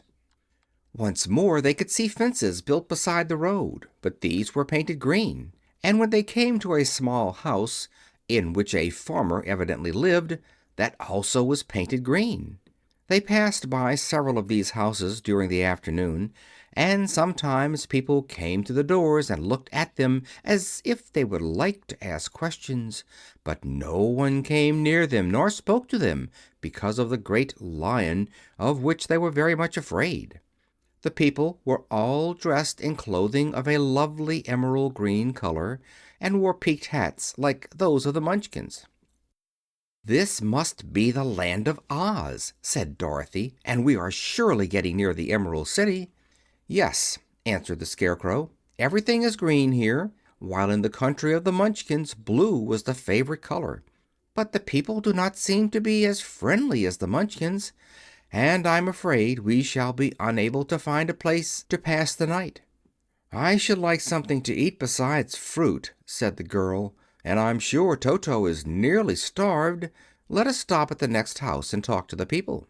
So when they came to a good-sized farmhouse, Dorothy walked boldly up to the door and knocked. A woman opened it just far enough to look out, but said, "What do you want, child? And why is that great lion with you?" "We wish to pass the night with you, if you will allow us," answered Dorothy. "And the lion is my friend and comrade, and would not hurt you for the world." "Is he tame?" asked the woman, opening the door a little wider. "Oh, yes," said the girl. "And he is a great coward, too. He will be more afraid of you than you are of him." "Well," said the woman, after thinking it over, and taking another peep at the lion, "if that is the case, you may come in, and I will give you some supper and a place to sleep." So they all entered the house, where there were, besides the woman, 2 children and a man. The man had hurt his leg and was lying on the couch in a corner. They seemed greatly surprised to see so strange a company, and while the woman was busy laying the table, the man asked, "Where are you all going?" "To the Emerald City," said Dorothy, "to see the great Oz." "Oh, indeed!" exclaimed the man.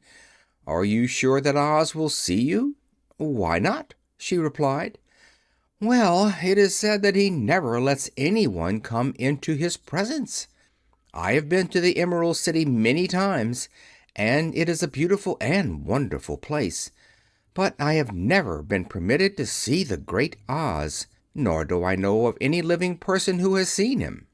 "Does he never go out?" asked the Scarecrow. "Never. He sits day after day in the great throne room of his palace, and even those who wait upon him do not see him face to face."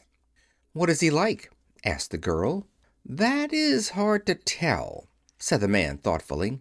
"You see, Oz is a great wizard and can take on any form he wishes, so that some say he looks like a bird, and some say he looks like an elephant, and some say he looks like a cat. To others he appears as a beautiful fairy, or a brownie, or in any other form that pleases him.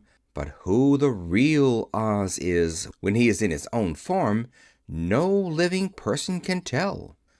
"That is very strange," said Dorothy. "But we must try in some way to see him, or we shall have made our journey for nothing." "Why do you wish to see the terrible Oz?" asked the man. "I want him to give me some brains," said the Scarecrow eagerly.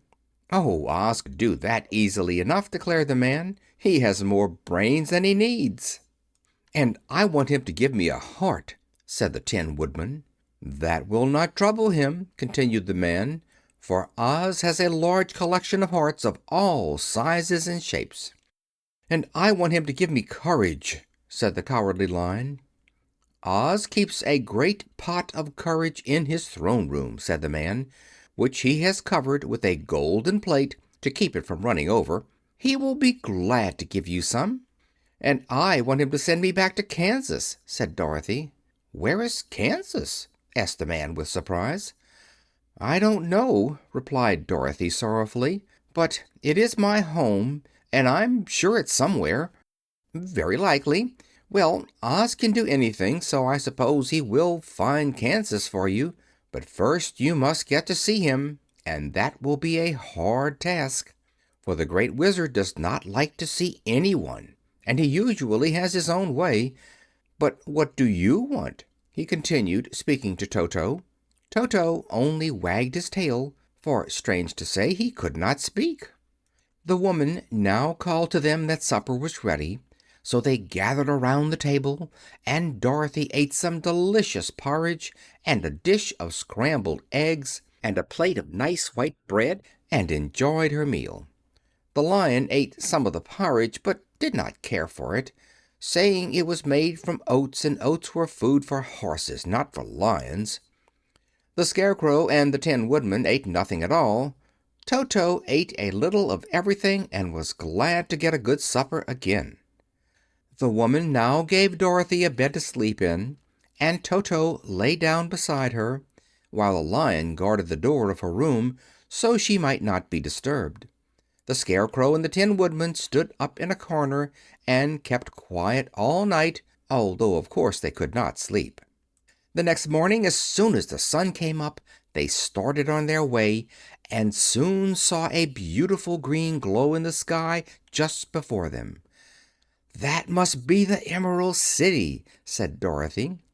As they walked on, the green glow became brighter and brighter, and it seemed that at last they were nearing the end of their travels. Yet it was afternoon before they came to the great hall that surrounded the city. It was high and thick and of a bright green color. In front of them, and at the end of the road of yellow brick, was a big gate, all studded with emeralds that glittered so in the sun that even the painted eyes of the Scarecrow were dazzled by their brilliancy. There was a bell beside the gate, and Dorothy pushed the button and heard a silvery tinkle sound within. Then the big gate swung slowly open, and they all passed through and found themselves in a high arched room, the walls of which glistened with countless emeralds. Before them stood a little man about the same size as the Munchkins. He was clothed all in green, from his head to his feet, and even his skin was of a greenish tint, and at his side was a large green box. When he saw Dorothy and her companions, the man asked, "What do you wish in Emerald City?" "We came here to see the Great Oz," said Dorothy. The man was so surprised at this answer that he sat down to think it over. "It has been many years since anyone asked me to see Oz," he said, shaking his head in perplexity. "He is powerful and terrible, and if you come on an idle or foolish errand to bother the wise reflections of the Great Wizard, he might be angry and destroy you all in an instant." "But it is not a foolish errand, nor an idle one," replied the Scarecrow. "It is important, and we have been told that Oz is a good wizard." "And so he is," said the Green Man, "and he rules the Emerald City wisely and well. But to those who are not honest, or who approach him from curiosity, he is most terrible, and few have ever dared ask to see his face. I am the guardian of the gates, and since you demand to see the Great Oz, I must take you to his palace. But first you must put on the spectacles." "Why?" asked Dorothy. "Because if you do not wear spectacles, the brightness and glory of the Emerald City would blind you. Even those who live in the city must wear spectacles night and day. They are all locked on, for Oz so ordered it when the city was first built, and I have the only key that will unlock them." He opened the big box, and Dorothy saw that it was filled with spectacles of every size and shape. All of them had green glasses in them. The guardian of the gates found a pair that would just fit Dorothy and put them over her eyes. There were two golden bands fastened to them that passed around the back of her head, where they were locked together by a little key that was at the end of a chain the guardian of the gates wore around his neck. When they were on, Dorothy could not take them off had she wished, but of course she did not wish to be blinded by the glare of the Emerald City, so she said nothing. Then the Green Man fitted spectacles for the Scarecrow and the Tin Woodman and the Lion, and even on little Toto, and all were locked fast with the key. Then the guardian of the gates put on his own glasses and told them he was ready to show them to the palace. Taking a big golden key from a peg on the wall, he opened another gate, and they all followed him through the portal into the streets of the Emerald City. Chapter 11. The Wonderful City of Oz. Even with their eyes protected by the green spectacles, Dorothy and her friends were at first dazzled by the brilliancy of the wonderful city. The streets were lined with beautiful houses, all built of green marble and studded everywhere with sparkling emeralds. They walked over a pavement of the same green marble, and where the blocks were joined together were rows of emeralds set closely and glittering in the brightness of the sun. The window panes were of green glass. Even the sky above the city had a green tint, and the rays of the sun were green. There were many people, men, women, and children, walking about, and these were all dressed in green clothes and had greenish skins. They looked at Dorothy and her strangely assorted company with wondering eyes, and the children all ran away and hid behind their mothers when they saw the Lion, but no one spoke to them. Many shops stood in the street, and Dorothy saw that everything in them was green. Green candy and green popcorn were offered for sale, as well as green shoes, green hats, green clothes of all sorts. At one place a man was selling green lemonade, and when the children bought it, Dorothy could see that they paid for it with green pennies. There seemed to be no horses nor animals of any kind. The men carried things around in little green carts, which they pushed before them. Everyone seemed happy and contented and prosperous. The guardian of the gates led them through the streets until they came to a big building, exactly in the middle of the city, which was the palace of Oz the Great Wizard. There was a soldier before the door, dressed in a green uniform and wearing a long green beard. "Here are strangers," said the guardian of the gates to him, "and they demand to see the Great Oz." "Step inside," answered the soldier, "and I will carry your message to him." So they passed through the palace gates and were led into a big room with a green carpet and lovely green furniture set with emeralds. The soldier made them all wipe their feet upon a green mat before entering this room, and when they were seated he said politely, "Please make yourself comfortable while I go to the door of the throne room and tell Oz you are here." They had to wait a long time before the soldier returned. When at last he came back, Dorothy asked, "Have you seen Oz?" "Oh, no," returned the soldier. "I have never seen him. But I spoke to him as he sat behind his screen, and gave him your message. He says he will grant you an audience if you so desire, but each one of you must enter his presence alone, and he will admit but one each day. Therefore, as you must remain in the palace for several days, I will have you shown to rooms where you may rest in comfort after your journey." "Thank you," replied the girl. "That is very kind of Oz." The soldier now blew upon a green whistle, and at once a young girl, dressed in a pretty green silk gown, entered the room. She had lovely green hair and green eyes, and she bowed low before Dorothy as she said, "Follow me, and I will show you your room."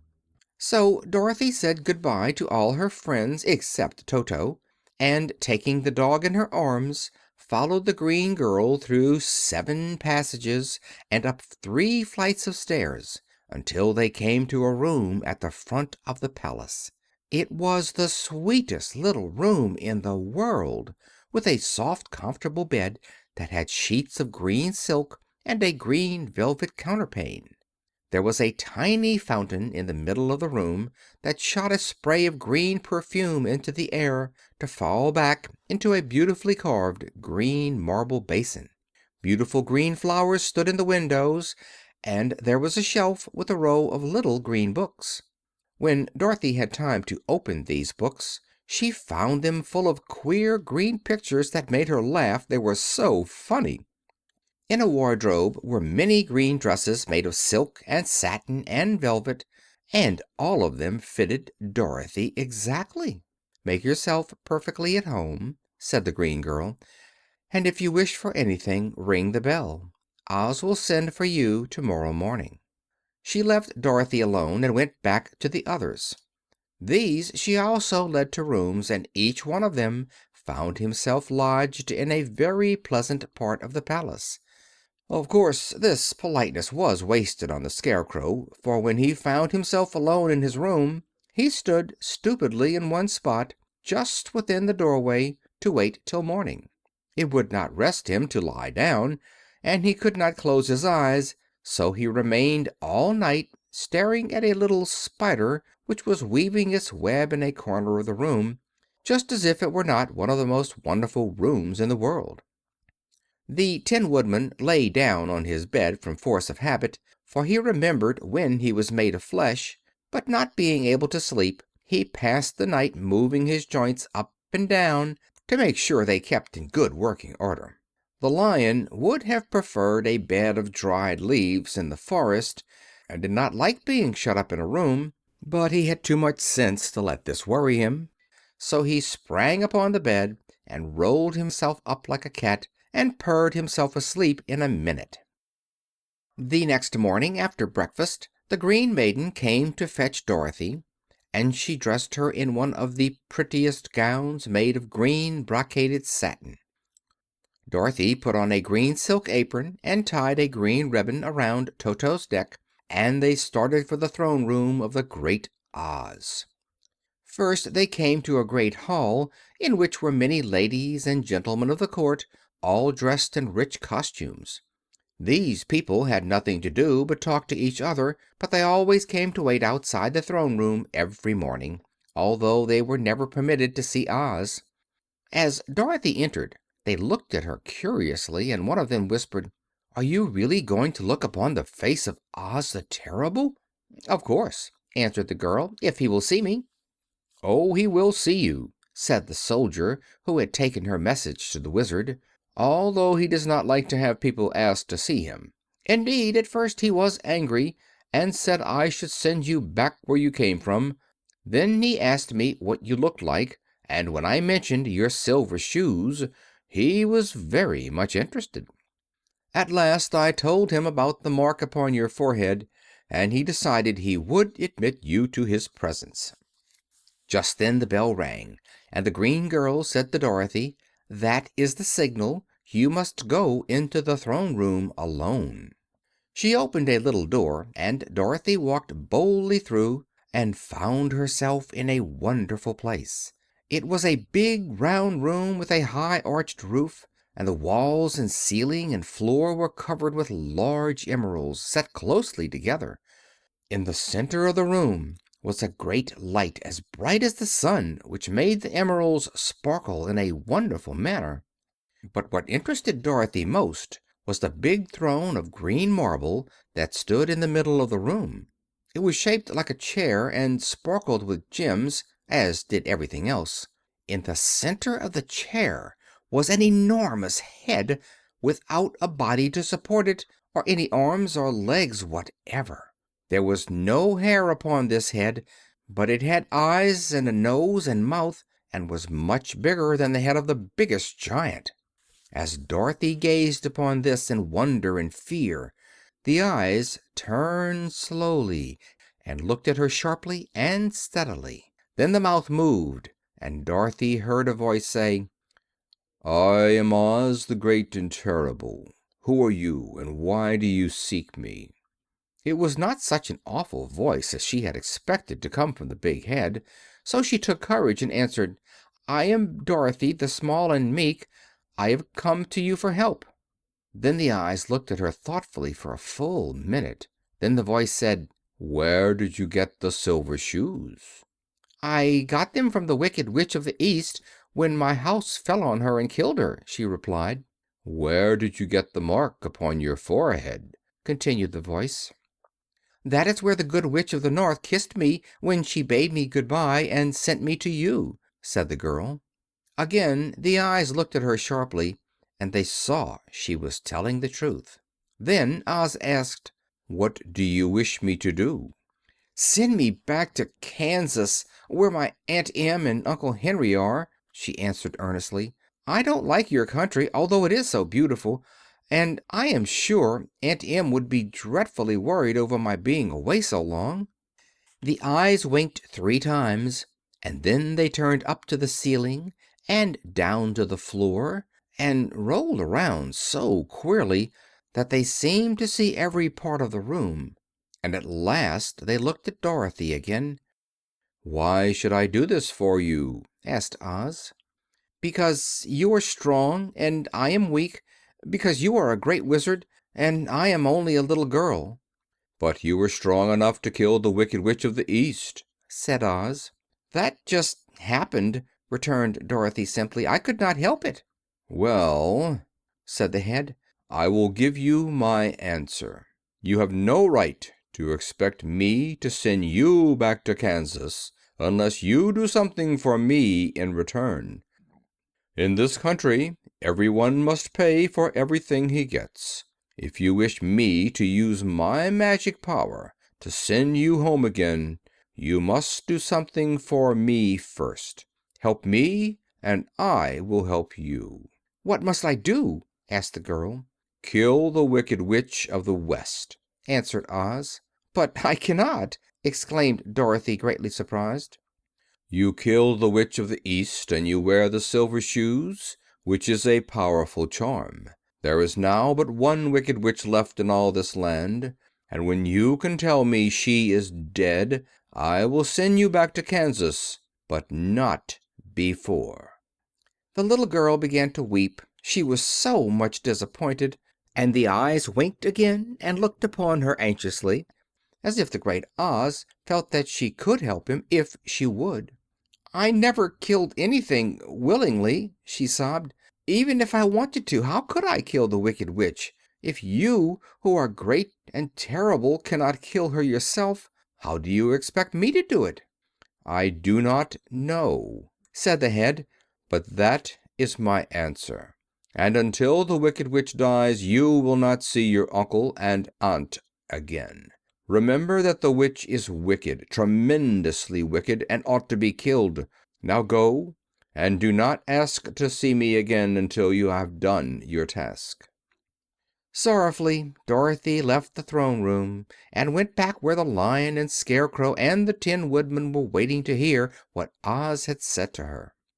"There is no hope for me," she said sadly, "for Oz will not send me home until I have killed the Wicked Witch of the West, and that I can never do."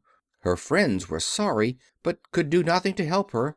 So Dorothy went to her own room and lay down on the bed and cried herself to sleep. The next morning the soldier with the green whiskers came to the Scarecrow and said, "Come with me, for Oz has sent for you." So the Scarecrow followed him and was admitted into the great throne room, where he saw, sitting in the emerald throne, a most lovely lady. She was dressed in green silk gauze, and wore upon her flowing green locks a crown of jewels. Growing from her shoulders were wings, gorgeous in color, and so light that they fluttered if the slightest breath of air reached them. When the Scarecrow had bowed, as prettily as his straw stuffing would let him, before this beautiful creature, she looked upon him sweetly and said, "I am Oz, the great and terrible. Who are you, and why do you seek me?" Now the Scarecrow, who had expected to see the great head Dorothy had told him of, was much astonished, but he answered her bravely, "I am only a scarecrow stuffed with straw, therefore I have no brains, and I come to you praying that you will put brains in my head instead of straw, so that I may become as much a man as any other in your dominions." "Why should I do this for you?" asked the lady. "Because you are wise and powerful, and no one else can help me," answered the Scarecrow. "I never grant favors without some return," said Oz, "but this much I will promise.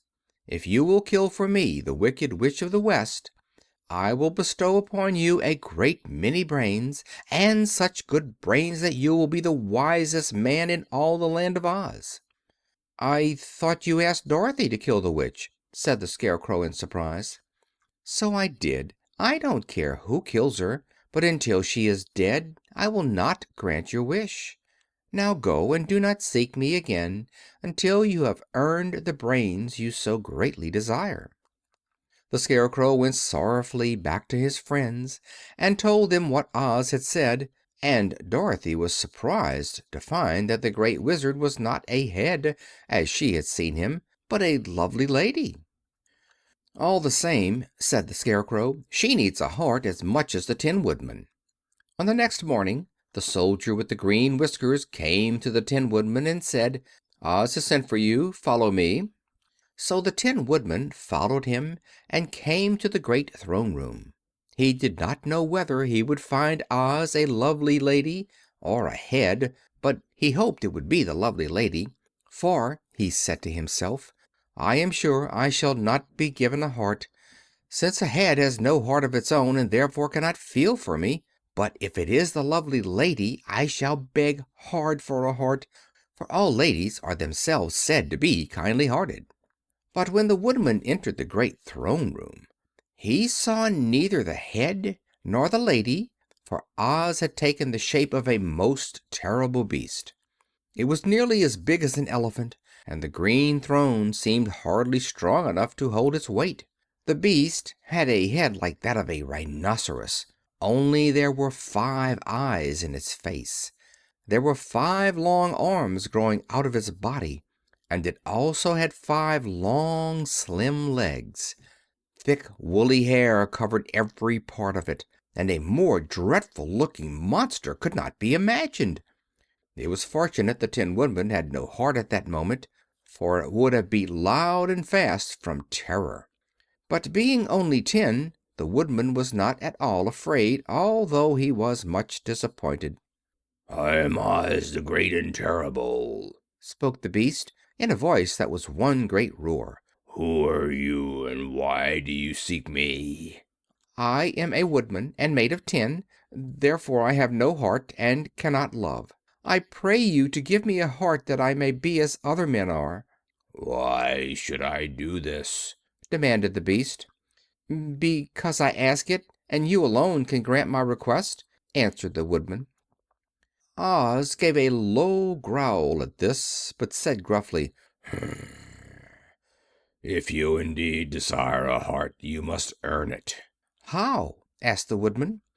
"Help Dorothy to kill the wicked Witch of the West," replied the beast. "When the witch is dead, come to me, and I will then give you the biggest and kindest and most loving heart in all the land of Oz." So the Tin Woodman was forced to return sorrowfully to his friends and tell them of the terrible beast he had seen. They all wondered greatly at the many forms the great Wizard could take upon himself, and the Lion said, "If he is a beast, when I go to see him, I shall roar my loudest and so frighten him that he will grant all I ask. And if he is the lovely lady, I shall pretend to spring upon her, and so compel her to do my bidding. And if he is the great head, he will be at my mercy, for I will roll this head all about the room until he promises to give us what we desire. So be of good cheer, my friends, for all will yet be well."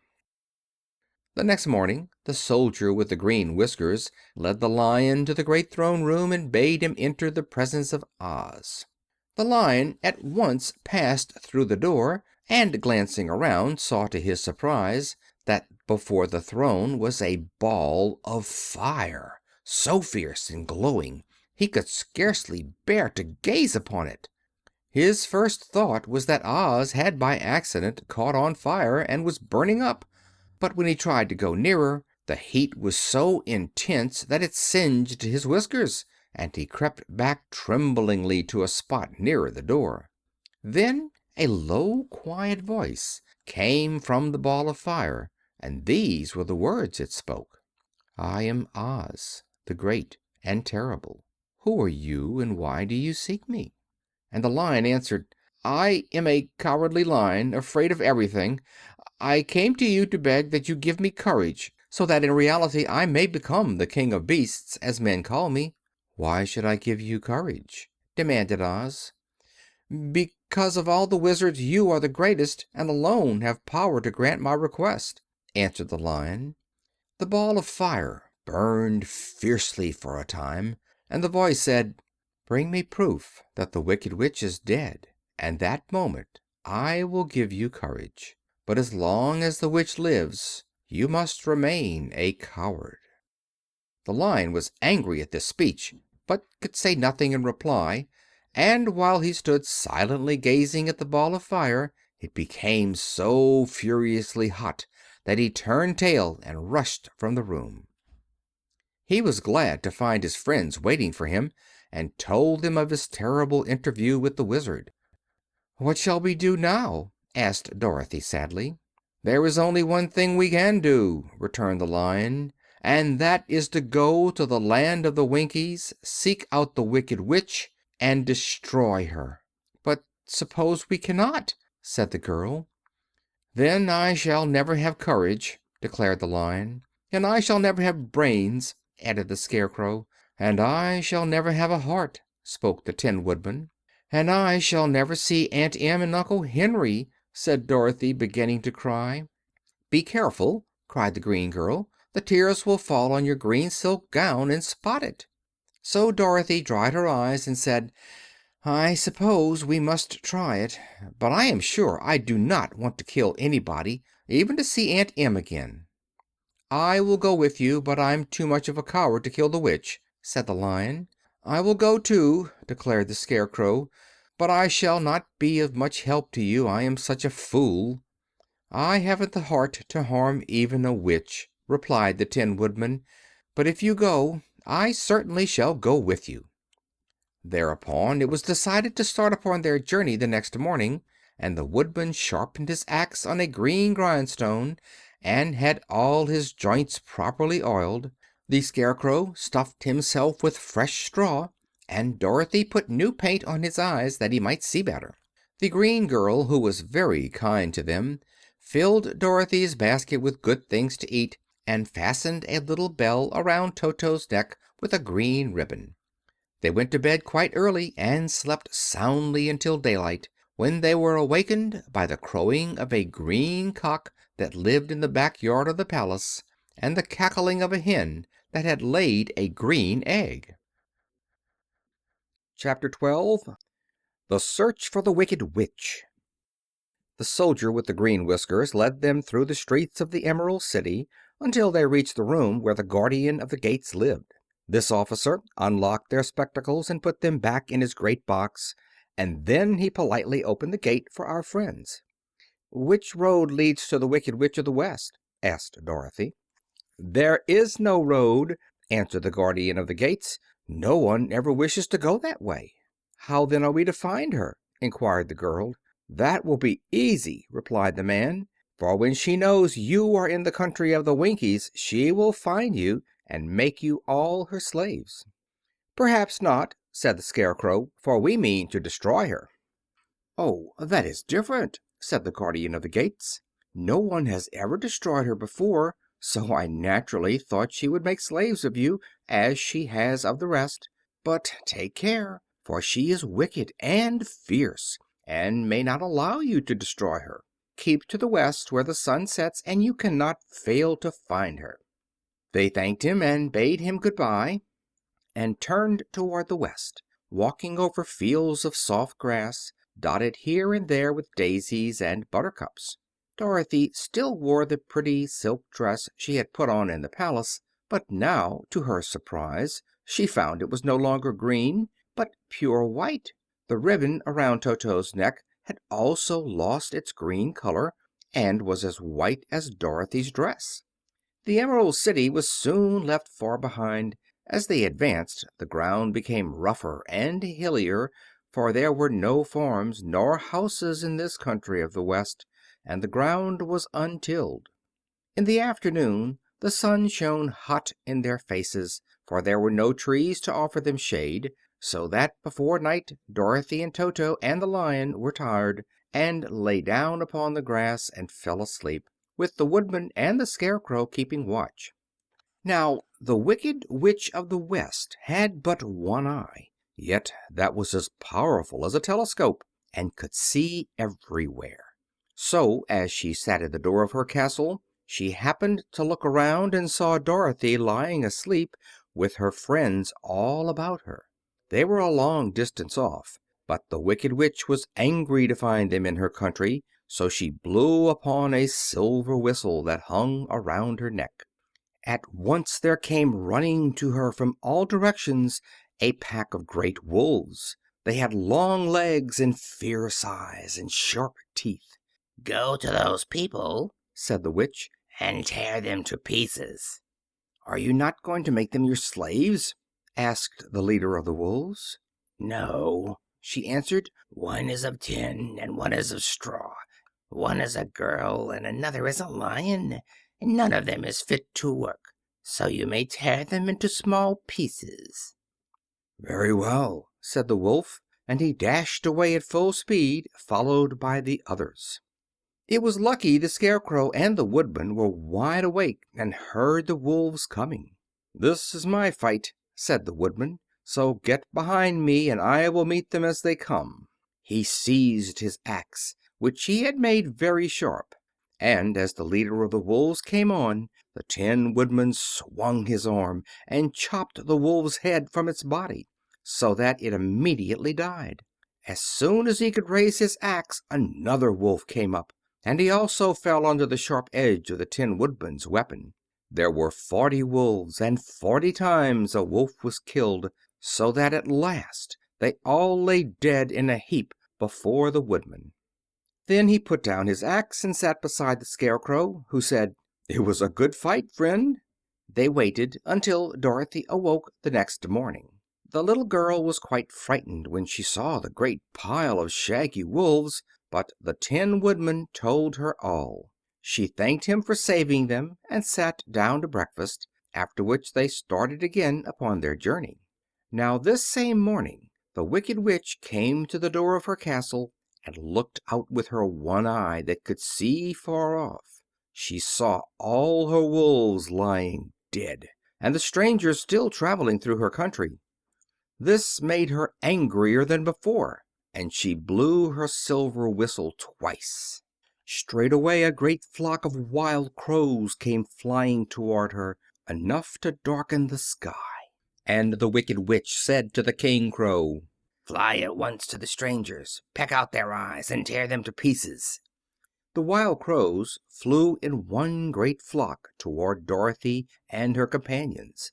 When the little girl saw them coming, she was afraid, but the Scarecrow said, "This is my battle, so lie down beside me and you will not be harmed." So they all lay upon the ground except the Scarecrow, and he stood up and stretched out his arms. And when the crows saw him they were frightened, as these birds always are by scarecrows, and did not dare to come any nearer. But the King Crow said, "It is only a stuffed man. I will peck his eyes out." The King Crow flew at the Scarecrow, who caught it by the head and twisted its neck until it died. And then another crow flew at him, and the Scarecrow twisted its neck also. There were 40 crows, and 40 times the Scarecrow twisted a neck, until at last all were lying dead beside him. Then he called his companions to rise, and again they went upon their journey. When the Wicked Witch looked out again and saw all her crows lying in a heap, she got into a terrible rage and blew 3 times upon her silver whistle. Forthwith there was heard a great buzzing in the air, and a swarm of black bees came flying toward her. "Go to the strangers and sting them to death," commanded the witch, and the bees turned and flew rapidly until they came to where Dorothy and her friends were walking. But the Woodman had seen them coming, and the Scarecrow had decided what to do. "Take out my straw and scatter it over the little girl and the dog and the lion," he said to the Woodman, "and the bees cannot sting them." This the Woodman did, and as Dorothy lay close beside the lion and held Toto in her arms, the straw covered them entirely. The bees came and found no one but the Woodman to sting, so they flew at him and broke off all their stings against the tin without hurting the Woodman at all. And as bees cannot live when their stings are broken, that was the end of the black bees, and they lay scattered thick about the Woodman like little heaps of fine coal. Then Dorothy and the Lion got up, and the girl helped the Tin Woodman put the straw back into the Scarecrow again, until he was as good as ever, so they started upon their journey once more. The Wicked Witch was so angry when she saw her black bees in little heaps like fine coal that she stamped her foot and tore her hair and gnashed her teeth, and then she called a dozen of her slaves, who were the Winkies, and gave them sharp spears, telling them to go to the strangers and destroy them. The Winkies were not a brave people, but they had to do as they were told. So they marched away until they came near to Dorothy. Then the Lion gave a great roar and sprang toward them, and the poor Winkies were so frightened that they ran back as fast as they could. When they returned to the castle, the Wicked Witch beat them well with a strap and sent them back to their work, after which she sat down to think what she could do next. She could not understand how all her plans to destroy these strangers had failed, but she was a powerful witch as well as a wicked one, and she soon made up her mind how to act. There was in her cupboard a golden cap with a circle of diamonds and rubies running round it. This golden cap had a charm.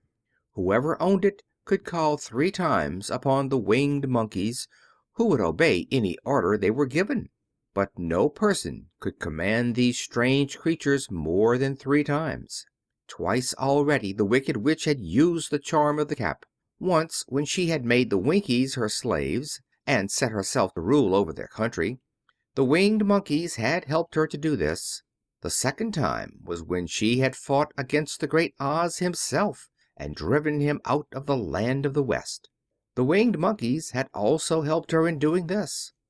Only once more could she use this golden cap, for which reason she did not like to do so until all her other powers were exhausted.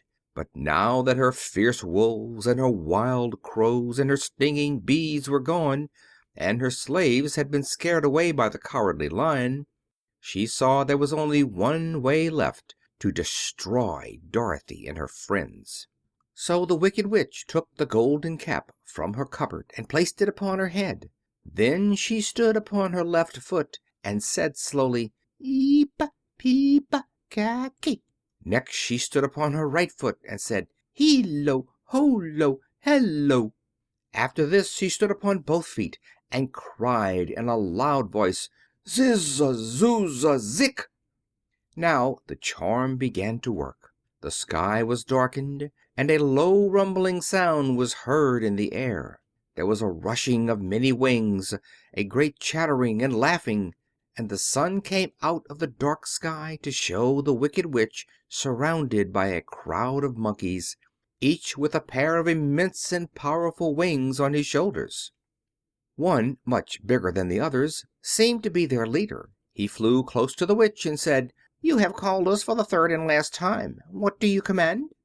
Go to the strangers who are within my land and destroy them all, except the lion," said the Wicked Witch. "Bring that beast to me, for I have a mind to harness him like a horse and make him work."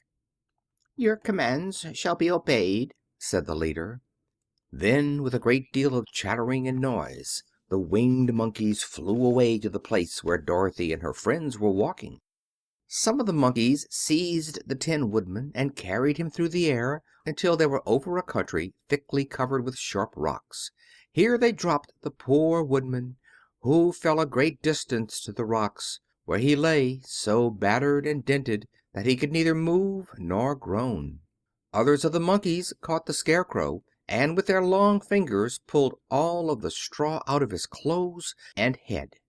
They made his hat and boots and clothes into a small bundle and threw it into the top branches of a tall tree. The remaining monkeys threw pieces of stout rope around the Lion and wound many coils about his body and head and legs until he was unable to bite or scratch or struggle in any way. Then they lifted him up and flew away with him to the witch's castle, where he was placed in a small yard with a high iron fence around it, so that he could not escape. But Dorothy they did not harm at all. She stood with Toto in her arms, watching the sad fate of her comrades, and thinking it would soon be her turn. The leader of the Winged Monkeys flew up to her, his long hairy arms stretched out and his ugly face grinning terribly. But he saw the mark of the Good Witch's kiss upon her forehead, and stopped short, motioning the others not to touch her. "We dare not harm this little girl," he said to them, "for she is protected by the power of good, and that is greater than the power of evil. All we can do is to carry her to the castle of the Wicked Witch and leave her there." So, carefully and gently, they lifted Dorothy in their arms and carried her swiftly through the air until they came to the castle, where they set her down upon the front doorstep.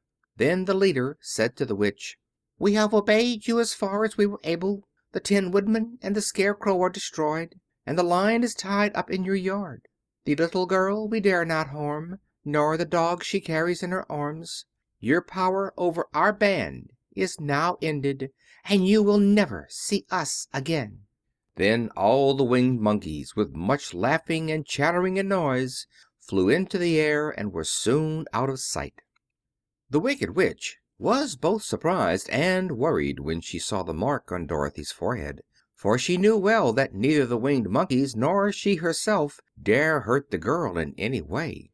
She looked down at Dorothy's feet, and seeing the silver shoes, began to tremble with fear, for she knew what a powerful charm belonged to them.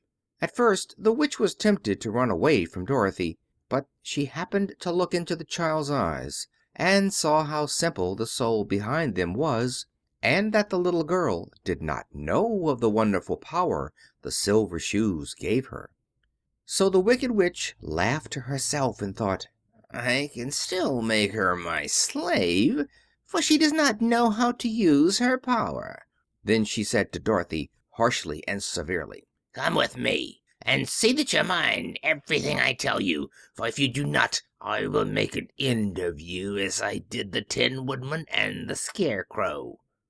Dorothy followed her through many of the beautiful rooms in her castle, until they came to the kitchen, where the witch bade her clean the pots and kettles and sweep the floor and keep the fire fed with wood. Dorothy went to work meekly, with her mind made up to work as hard as she could, for she was glad the Wicked Witch had decided not to kill her. With Dorothy hard at work, the witch thought she could go into the courtyard and harness the Cowardly Lion like a horse. It would amuse her, she was sure, to make him draw her chariot wherever she wished to go to drive. But as she opened the gate, the Lion gave a loud roar and bounded at her so fiercely that the witch was afraid, and ran out and shut the gate again. "If I cannot harness you," said the witch to the Lion, speaking through the bars of the grate, "I can starve you. You shall have nothing to eat until you do as I wish." So after that she took no food to the imprisoned Lion, but every day she came to the gate at noon and asked, "Are you ready to be harnessed like a horse?" And the Lion would answer, "No. If you come into this yard, I will bite you." The reason the Lion did not have to do as the witch wished was that every night, while the woman was asleep, Dorothy carried him food from the cupboard. After he had eaten he would lie down on his bed of straw, and Dorothy would lie beside him and put her head on his soft, shaggy mane, while they talked of their troubles and tried to plan some way to escape. But they could find no way to get out of the castle, for it was constantly guarded by the yellow Winkies, who were the slaves of the Wicked Witch, and too afraid of her not to do as she told them. The girl had to work hard during the day, and often the witch threatened to beat her with the same old umbrella she always carried in her hand. But in truth she did not dare to strike Dorothy because of the mark upon her forehead. The child did not know this, and was full of fear for herself and Toto. Once the witch struck Toto a blow with her umbrella, and the brave little dog flew at her and bit her leg in return. The witch did not bleed where she was bitten, for she was so wicked that the blood in her had dried up many years before. Dorothy's life became very sad as she grew to understand that it would be harder than ever to get back to Kansas and Aunt Em again. Sometimes she would cry bitterly for hours, with Toto sitting at her feet, and looking into her face, whining dismally to show how sorry he was for his little mistress. Toto did not really care whether he was in Kansas or the Land of Oz, so long as Dorothy was with him, but he knew the little girl was unhappy, and that made him unhappy too. Now the Wicked Witch had a great longing to have for her own the silver shoes which the girl always wore. Her bees and her crows and her wolves were lying in heaps and drying up, and she had used up all the power of the golden cap. But if she could only get hold of the silver shoes, they would give her more power than all the other things she had lost. She watched Dorothy carefully to see if she ever took off her shoes, thinking she might steal them. But the child was so proud of her pretty shoes that she never took them off except at night and when she took her bath. The witch was too much afraid of the dark to dare go in Dorothy's room at night to take the shoes, and her dread of water was greater than her fear of the dark. So she never came near when Dorothy was bathing. Indeed, the old witch never touched water, nor ever let water touch her in any way. But the wicked creature was very cunning, and she finally thought of a trick that would give her what she wanted. She placed a bar of iron in the middle of the kitchen floor, and then, by her magic arts, made the iron invisible to human eyes, so that when Dorothy walked across the floor she stumbled over the bar, not being able to see it, and fell at full length. She was not much hurt, but in her fall one of the silver shoes came off, and before she could reach it the witch had snatched it away and put it on her own skinny foot. The wicked woman was greatly pleased with the success of her trick, for as long as she had one of the shoes she owned half the power of their charm, and Dorothy could not use it against her, even had she known how to do so. The little girl, seeing she had lost one of her pretty shoes, grew angry and said to the witch, "Give me back my shoe." "I will not," retorted the witch, "for it is now my shoe and not yours." "You are a wicked creature!" cried Dorothy. "You have no right to take my shoe from me." "I shall keep it just the same," said the witch, laughing at her, "and some day I shall get the other one from you too." This made Dorothy so very angry that she picked up the bucket of water that stood near and dashed it over the witch, wetting her from head to foot. Instantly the wicked woman gave a loud cry of fear, and then, as Dorothy looked at her in wonder, the witch began to shrink and fall away. "See what you have done!" she screamed. "In a minute I shall melt away." "I am very sorry indeed," said Dorothy, who was truly frightened to see the witch actually melting away like brown sugar before her very eyes. "Didn't you know water would be the end of me?" asked the witch in a wailing, despairing voice. "Of course not," answered Dorothy. "How should I?" "Well, in a few minutes I shall be all melted, and you will have the castle to yourself. I have been wicked in my day, but I never thought a little girl like you would ever be able to melt me and end my wicked deeds. Look out! Here I go!" With these words the witch fell down in a brown, melted, shapeless mass, and began to spread over the clean boards of the kitchen floor. Seeing that she was really melted away to nothing, Dorothy drew another bucket of water and threw it over the mess. She then swept it all out the door. After picking up the silver shoe, which was all that was left of the old woman, she cleaned and dried it with a cloth and put it on her foot again. Then, being at last free to do as she chose, she ran out to the courtyard to tell the Lion that the Wicked Witch of the West had come to an end, and that they were no longer prisoners in a strange land. Chapter 13. The Rescue. The Cowardly Lion was much pleased to hear that the Wicked Witch had been melted by a bucket of water, and Dorothy at once unlocked the gate of his prison and set him free. They went in together to the castle, where Dorothy's first act was to call all the Winkies together and tell them that they were no longer slaves. There was great rejoicing among the yellow Winkies, for they had been made to work hard during many years for the Wicked Witch, who had always treated them with great cruelty.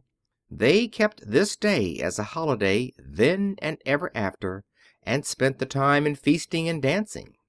"If our friends, the Scarecrow and the Tin Woodman, were only with us," said the Lion, "I should be quite happy."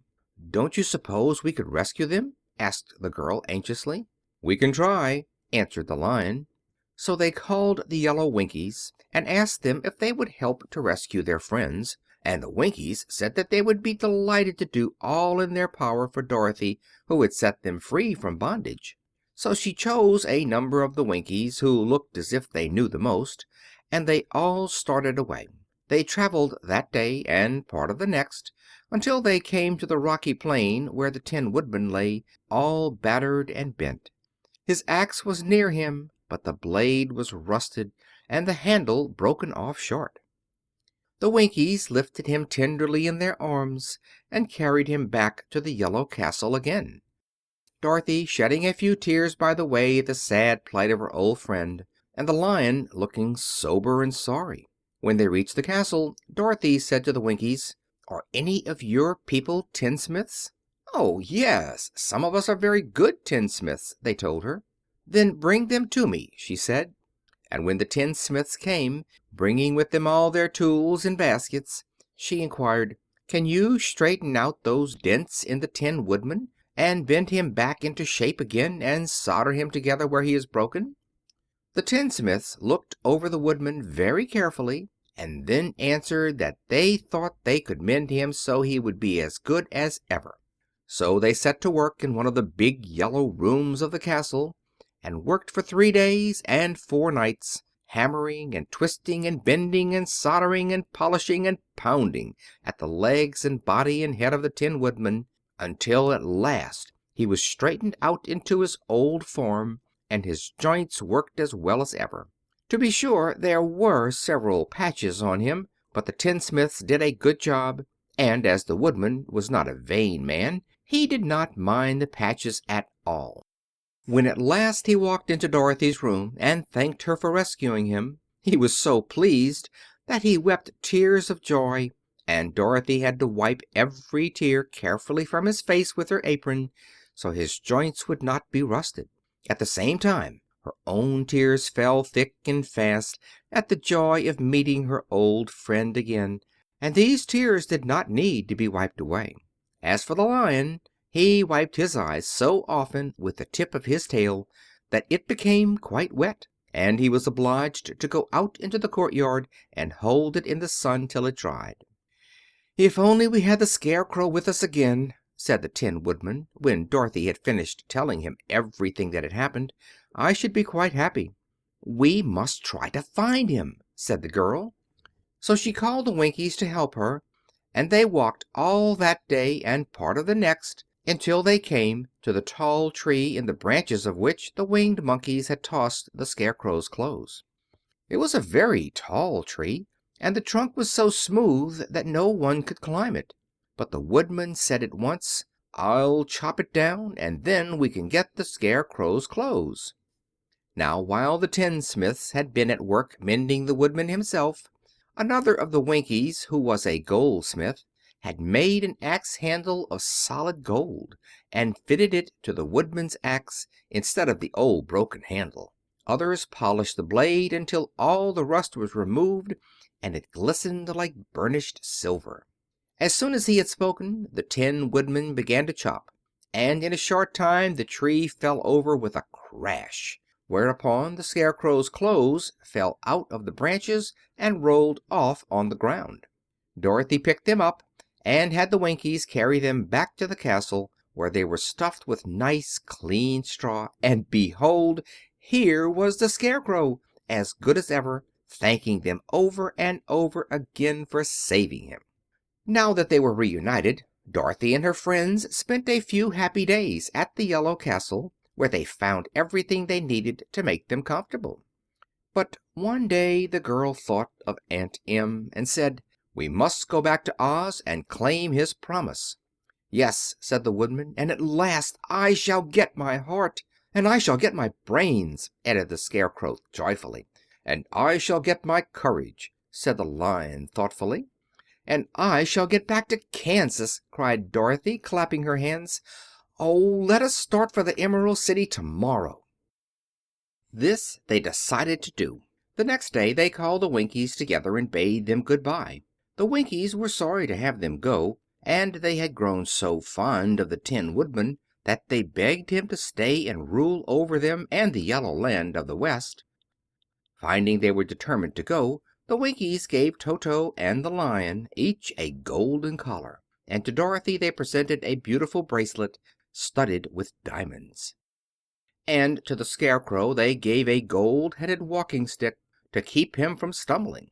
And to the Tin Woodman they offered a silver oil can inlaid with gold and set with precious jewels. Every one of the travelers made the Winkies a pretty speech in return, and all shook hands with them until their arms ached. Dorothy went to the witch's cupboard to fill her basket with food for the journey, and there she saw the golden cap. She tried it on her own head and found it fitted her exactly. She did not know anything about the charm of the golden cap, but she saw that it was pretty, so she made up her mind to wear it and carry her sunbonnet in the basket. Then, being prepared for the journey, they all started for the Emerald City, and the Winkies gave them 3 cheers and many good wishes to carry with them. Chapter 14. The Winged Monkeys.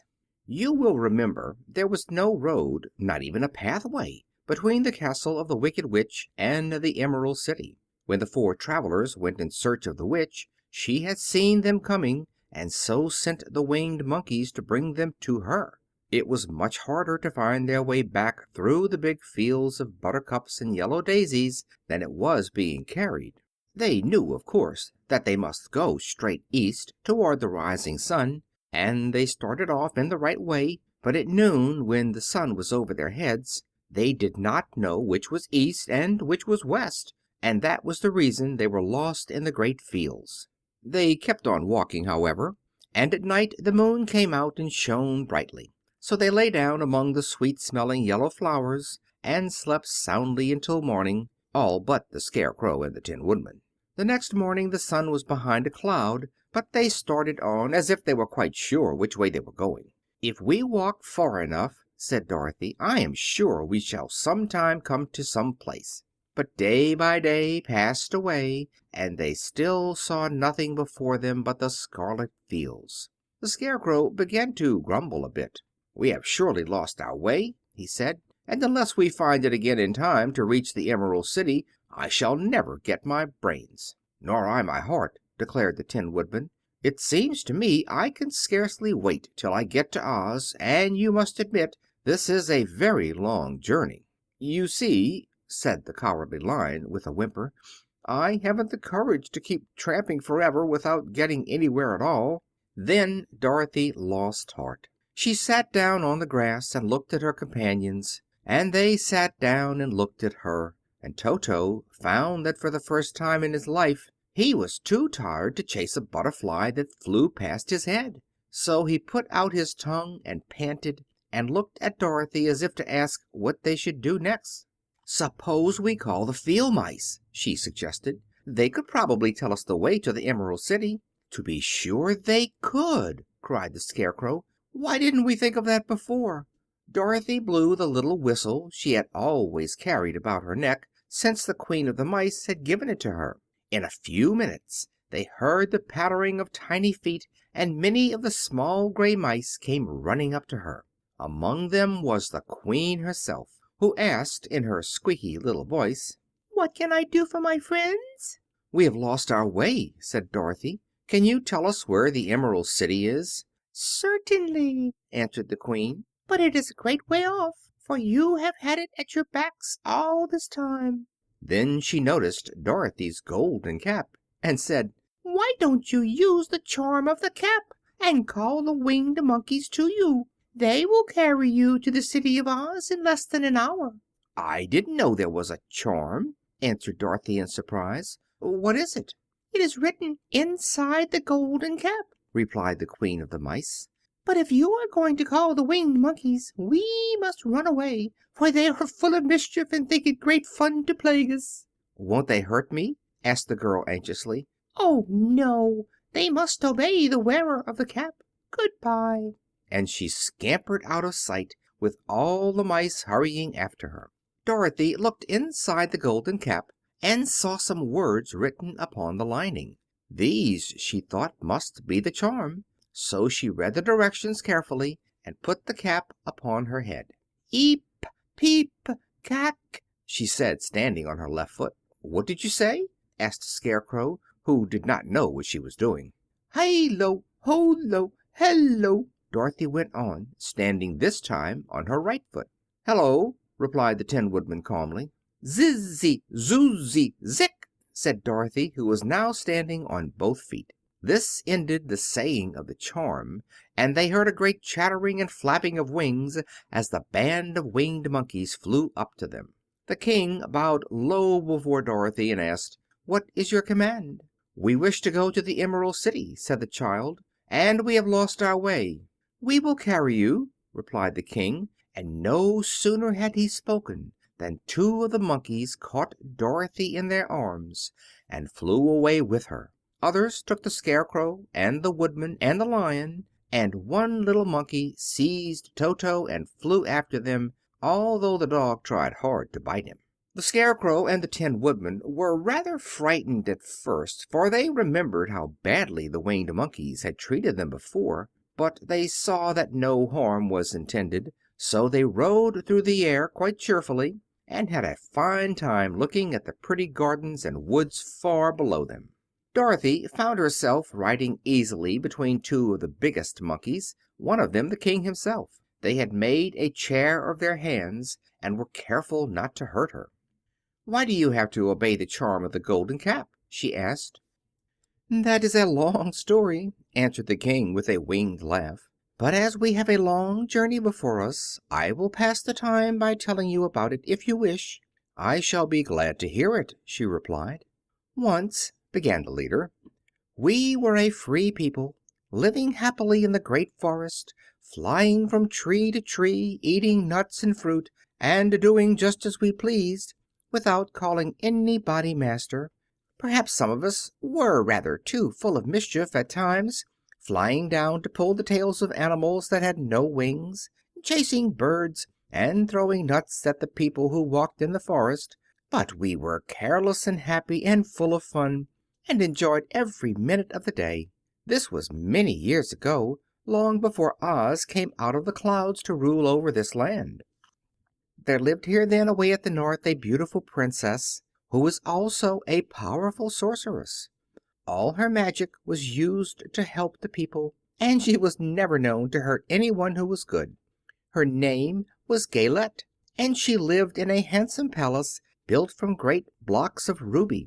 Everyone loved her, but her greatest sorrow was that she could find no one to love in return, since all the men were much too stupid and ugly to mate with one so beautiful and wise. At last, however, she found a boy who was handsome and manly and wise beyond his years. Galette made up her mind that when he grew to be a man she would make him her husband, so she took him to her ruby palace and used all her magic powers to make him as strong and good and lovely as any woman could wish. When he grew to manhood, Qualala, as he was called, was said to be the best and wisest man in all the world, while his manly beauty was so great that Galette loved him dearly and hastened to make everything ready for the wedding. My grandfather was at that time the King of the Winged Monkeys, which lived in the forest near Galette's palace, and the old fellow loved a joke better than a good dinner.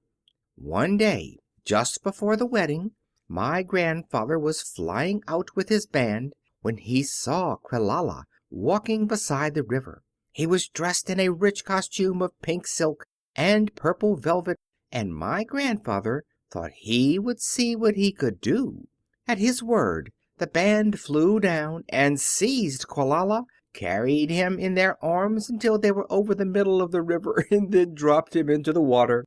"Swim out, my fine fellow," cried my grandfather, "and see if the water has spotted your clothes."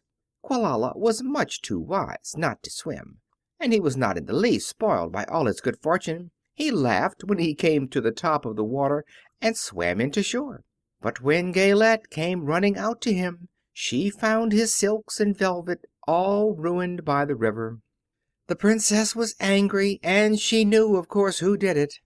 She had all the winged monkeys brought before her, and she said at first that their wings should be tied and they should be treated as they had treated Quilala, and dropped in the river.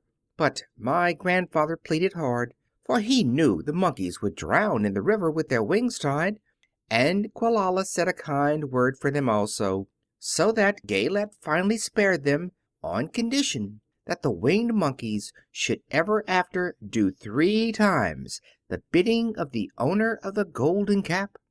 This cap had been made for a wedding present to Quilala, and it is said to have cost the Princess half her kingdom.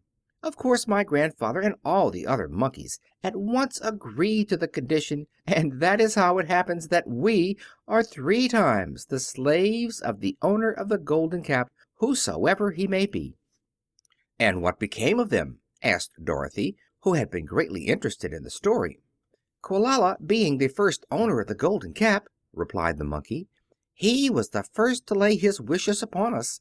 As his bride could not bear the sight of us, he called us all to him in the forest after he had married her, and ordered us always to keep where she could never set eyes on a winged monkey, which we were glad to do, for we were all afraid of her. That was all we ever had to do until the golden cap fell into the hands of the Wicked Witch of the West, who made us enslave the Winkies and afterward drive Oz himself out of the land of the West. Now the golden cap is yours, and 3 times you have the right to lay your wishes upon us." As the Monkey King finished his story, Dorothy looked down and saw the green shining walls of the Emerald City before them. She wondered at the rapid flight of the monkeys, but was glad the journey was over. The strange creatures set the travelers down carefully before the gate of the city. The King bowed low to Dorothy, and then flew swiftly away, followed by all his band. "That was a good ride," said the little girl. "Yes, and a quick way out of our troubles," replied the Lion. "How lucky it was you brought away that wonderful cap." Chapter 15. The Discovery of Oz the Terrible. The 4 travelers walked up to the great gate of Emerald City and rang the bell. After ringing several times, it was opened by the same guardian of the gates they had met before. "What! Are you back again?" he asked in surprise. "Do you not see us?" answered the Scarecrow. "But I thought you had gone to visit the Wicked Witch of the West." "We did visit her," said the Scarecrow. "And she let you go again?" asked the man in wonder. "She could not help it, for she is melted," explained the Scarecrow. "Melted! Well, that is good news indeed," said the man. "Who melted her?" "It was Dorothy," said the Lion gravely. "Good gracious!" exclaimed the man, and he bowed very low indeed before her. Then he led them into his little room and locked the spectacles from the green box on all their eyes, just as he had done before. Afterward they passed on through the gate into the Emerald City. When the people heard from the guardian of the gates that Dorothy had melted the Wicked Witch of the West, they all gathered around the travelers and followed them in a great crowd to the palace of Oz. The soldier with the green whiskers was still on guard before the door, but he let them in at once, and they were again met by the beautiful green girl, who showed each of them to their old rooms at once, so they might rest until the great Oz was ready to receive them. The soldier had the news carried straight to Oz that Dorothy and the other travelers had come back again after destroying the Wicked Witch, but Oz made no reply. They thought the Great Wizard would send for them at once, but he did not. They had no word from him the next day, nor the next, nor the next. The waiting was tiresome and wearing, and at last they grew vexed that Oz should treat them in so poor a fashion after sending them to undergo hardships and slavery. So the Scarecrow at last asked the green girl to take another message to Oz, saying if he did not let them in to see him at once, they would call the winged monkeys to help them and find out whether he kept his promises or not. When the Wizard was given this message, he was so frightened that he sent word for them to come to the throne room at 4 minutes after 9 o'clock the next morning. He had once met the winged monkeys in the land of the West, and he did not wish to meet them again. The four travelers passed a sleepless night, each thinking of the gift Oz had promised to bestow on him. Dorothy fell asleep only once, and then she dreamed she was in Kansas, where Aunt Em was telling her how glad she was to have her little girl at home again. Promptly at 9 o'clock the next morning, the green-whiskered soldier came to them, and 4 minutes later they all went into the throne room of the Great Oz. Of course, each one of them expected to see the Wizard in the shape he had taken before, and all were greatly surprised when they looked about and saw no one at all in the room. They kept close to the door and closer to one another, for the stillness of the empty room was more dreadful than any of the forms they had seen Oz take. Presently they heard a solemn voice that seemed to come from somewhere near the top of the great dome, and it said, "I am Oz, the Great and Terrible. Why do you seek me?" They looked again in every part of the room, and then, seeing no one, Dorothy asked, "Where are you?" "I am everywhere," answered the voice. "but to the eyes of common mortals I am invisible. I will now seat myself upon my throne, that you may converse with me." Indeed, the voice seemed just then to come straight from the throne itself. So they walked toward it and stood in a row while Dorothy said, "We have come to claim our promise, O Oz." "What promise?" asked Oz. "You promised to send me back to Kansas when the Wicked Witch was destroyed," said the little girl. "And you promised to give me brains," said the Scarecrow. "And you promised to give me a heart," said the Tin Woodman. "And you promised to give me courage," said the Cowardly Lion. "Is the Wicked Witch really destroyed?" asked the voice, and Dorothy thought it trembled a little. "Yes," she answered. "I melted her with a bucket of water." "Dear me," said the voice. "how sudden! Well, come to me tomorrow, for I must have time to think it over." "You've had plenty of time already," said the Tin Woodman angrily. "We shan't wait a day longer," said the Scarecrow. "You must keep your promises to us," exclaimed Dorothy. The Lion thought it might be as well to frighten the Wizard, so he gave a loud, large roar, which was so fierce and dreadful that Toto jumped away from him in alarm and tipped over the screen that stood in a corner. As it fell with a crash, they looked that way, and the next moment all of them were filled with wonder, for they saw, standing in just the spot the screen had hidden, a little old man with a bald head and a wrinkled face, who seemed to be as much surprised as they were. The Tin Woodman, raising his axe, rushed toward the little man and cried out, "Who are you?" "I am Oz, the Great and Terrible," said the little man in a trembling voice. "But don't strike me, please don't, and I'll do anything you want me to." Our friends looked at him in surprise and dismay. "I thought Oz was a great head," said Dorothy. "And I thought Oz was a lovely lady," said the Scarecrow. "And I thought Oz was a terrible beast," said the Tin Woodman. "And I thought Oz was a ball of fire," exclaimed the Lion. "No, you are all wrong," said the little man meekly. "I have been making believe." "Making believe?" cried Dorothy.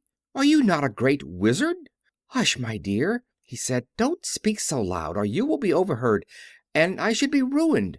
I'm supposed to be a great wizard, and aren't you?" she asked. "Not a bit of it, my dear. I'm just a common man." "You're more than that," said the Scarecrow in a grieved tone. You're a humbug." "Exactly so," declared the little man, rubbing his hands together as if it pleased him. "I am a humbug." "But this is terrible," said the Tin Woodman. "How shall I ever get my heart?" "Or my courage?" asked the Lion. "Or my brains?" wailed the Scarecrow, wiping the tears from his eyes with his coat sleeve. "My dear friends," said Oz, "I pray you not to speak of these little things. Think of me, and the terrible trouble I'm in at being found out." "Doesn't anyone else know you're a humbug?" asked Dorothy. "No one knows it but you four and myself," replied Oz. "I have fooled everyone so long that I thought I should never be found out. It was a great mistake, my ever letting you into the throne room.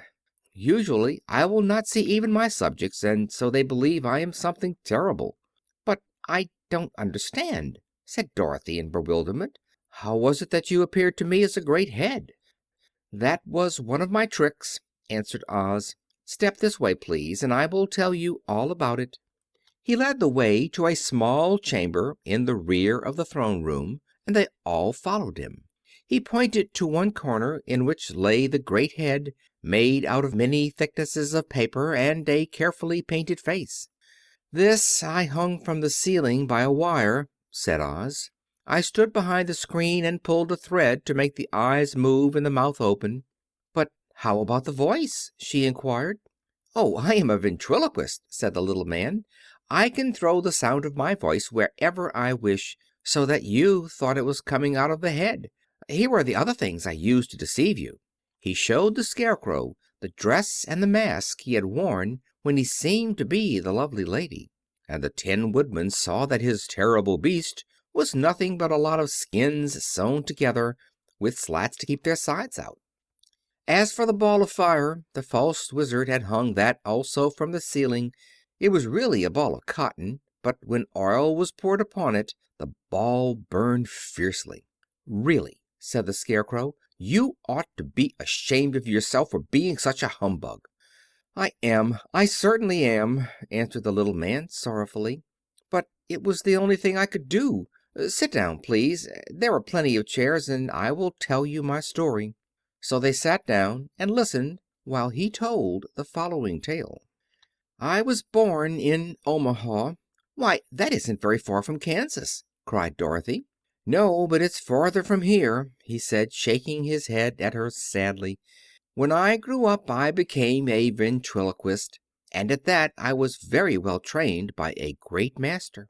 I can imitate any kind of a bird or beast." Here he mewed so like a kitten that Toto pricked up his ears and looked everywhere to see where she was. "After a time," continued Oz, "I tired of that and became a balloonist." "What is that?" asked Dorothy. "A man who goes up in a balloon on circus day so as to draw a crowd of people together and get them to pay to see the circus." "Oh," she said, "I know.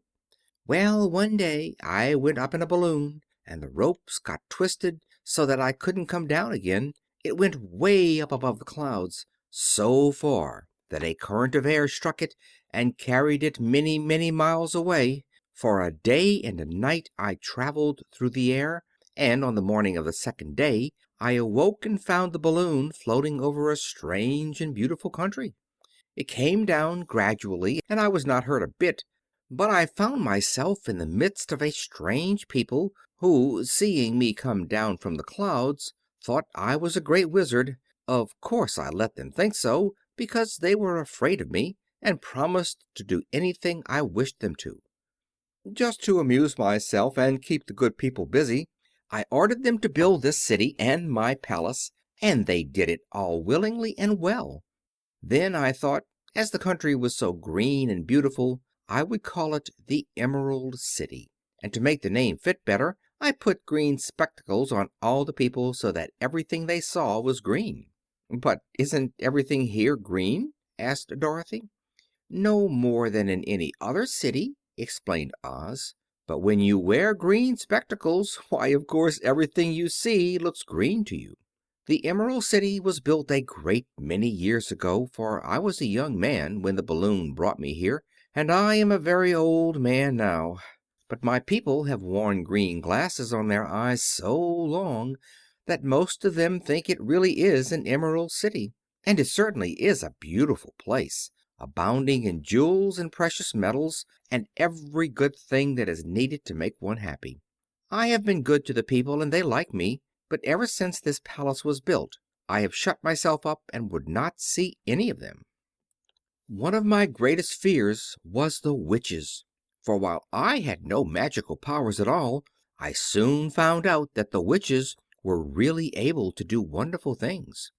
There were 4 of them in this country, and they ruled the people who live in the north and south and east and west. Fortunately, the witches of the north and south were good, and I knew they would do me no harm. But the witches of the east and west were terribly wicked, and had they not thought I was more powerful than they themselves, they would surely have destroyed me.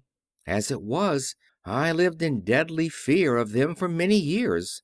So you can imagine how pleased I was when I heard your house had fallen on the wicked witch of the east. When you came to me I was willing to promise anything if you would only do away with the other witch, but now that you have melted her, I am ashamed to say that I cannot keep my promises." "I think you are a very bad man," said Dorothy. "Oh, no, my dear, I'm really a very good man, but I am a very bad wizard, I must admit." "Can't you give me brains?" asked the Scarecrow. "You don't need them. You are learning something every day. A baby has brains, but it doesn't know much. Experience is the only thing that brings knowledge, and the longer you are on earth, the more experience you are sure to get." "That may all be true," said the Scarecrow, "but I shall be very unhappy unless you give me brains." The false Wizard looked at him carefully. "Well," he said with a sigh, "I'm not much of a magician, as I said, but if you will come to me tomorrow morning I will stuff your head with brains. I cannot tell you how to use them, however. You must find that out for yourself." "Oh, thank you!" cried the Scarecrow. "I'll find a way to use them, never fear." "But how about my courage?" asked the Lion anxiously. "You have plenty of courage, I am sure," answered Oz. "All you need is confidence in yourself. There is no living thing that is not afraid when it faces danger. The true courage is in facing danger when you are afraid, and that kind of courage you have in plenty." "Perhaps I have, but I'm scared just the same," said the Lion. "I shall really be very unhappy unless you give me the sort of courage that makes one forget he is afraid." "Very well, I will give you that sort of courage tomorrow," replied Oz. "How about my heart?" asked the Tin Woodman. "Why, as for that," answered Oz, "I think you are wrong to want a heart. It makes most people unhappy. If you only knew it, you are in luck not to have a heart."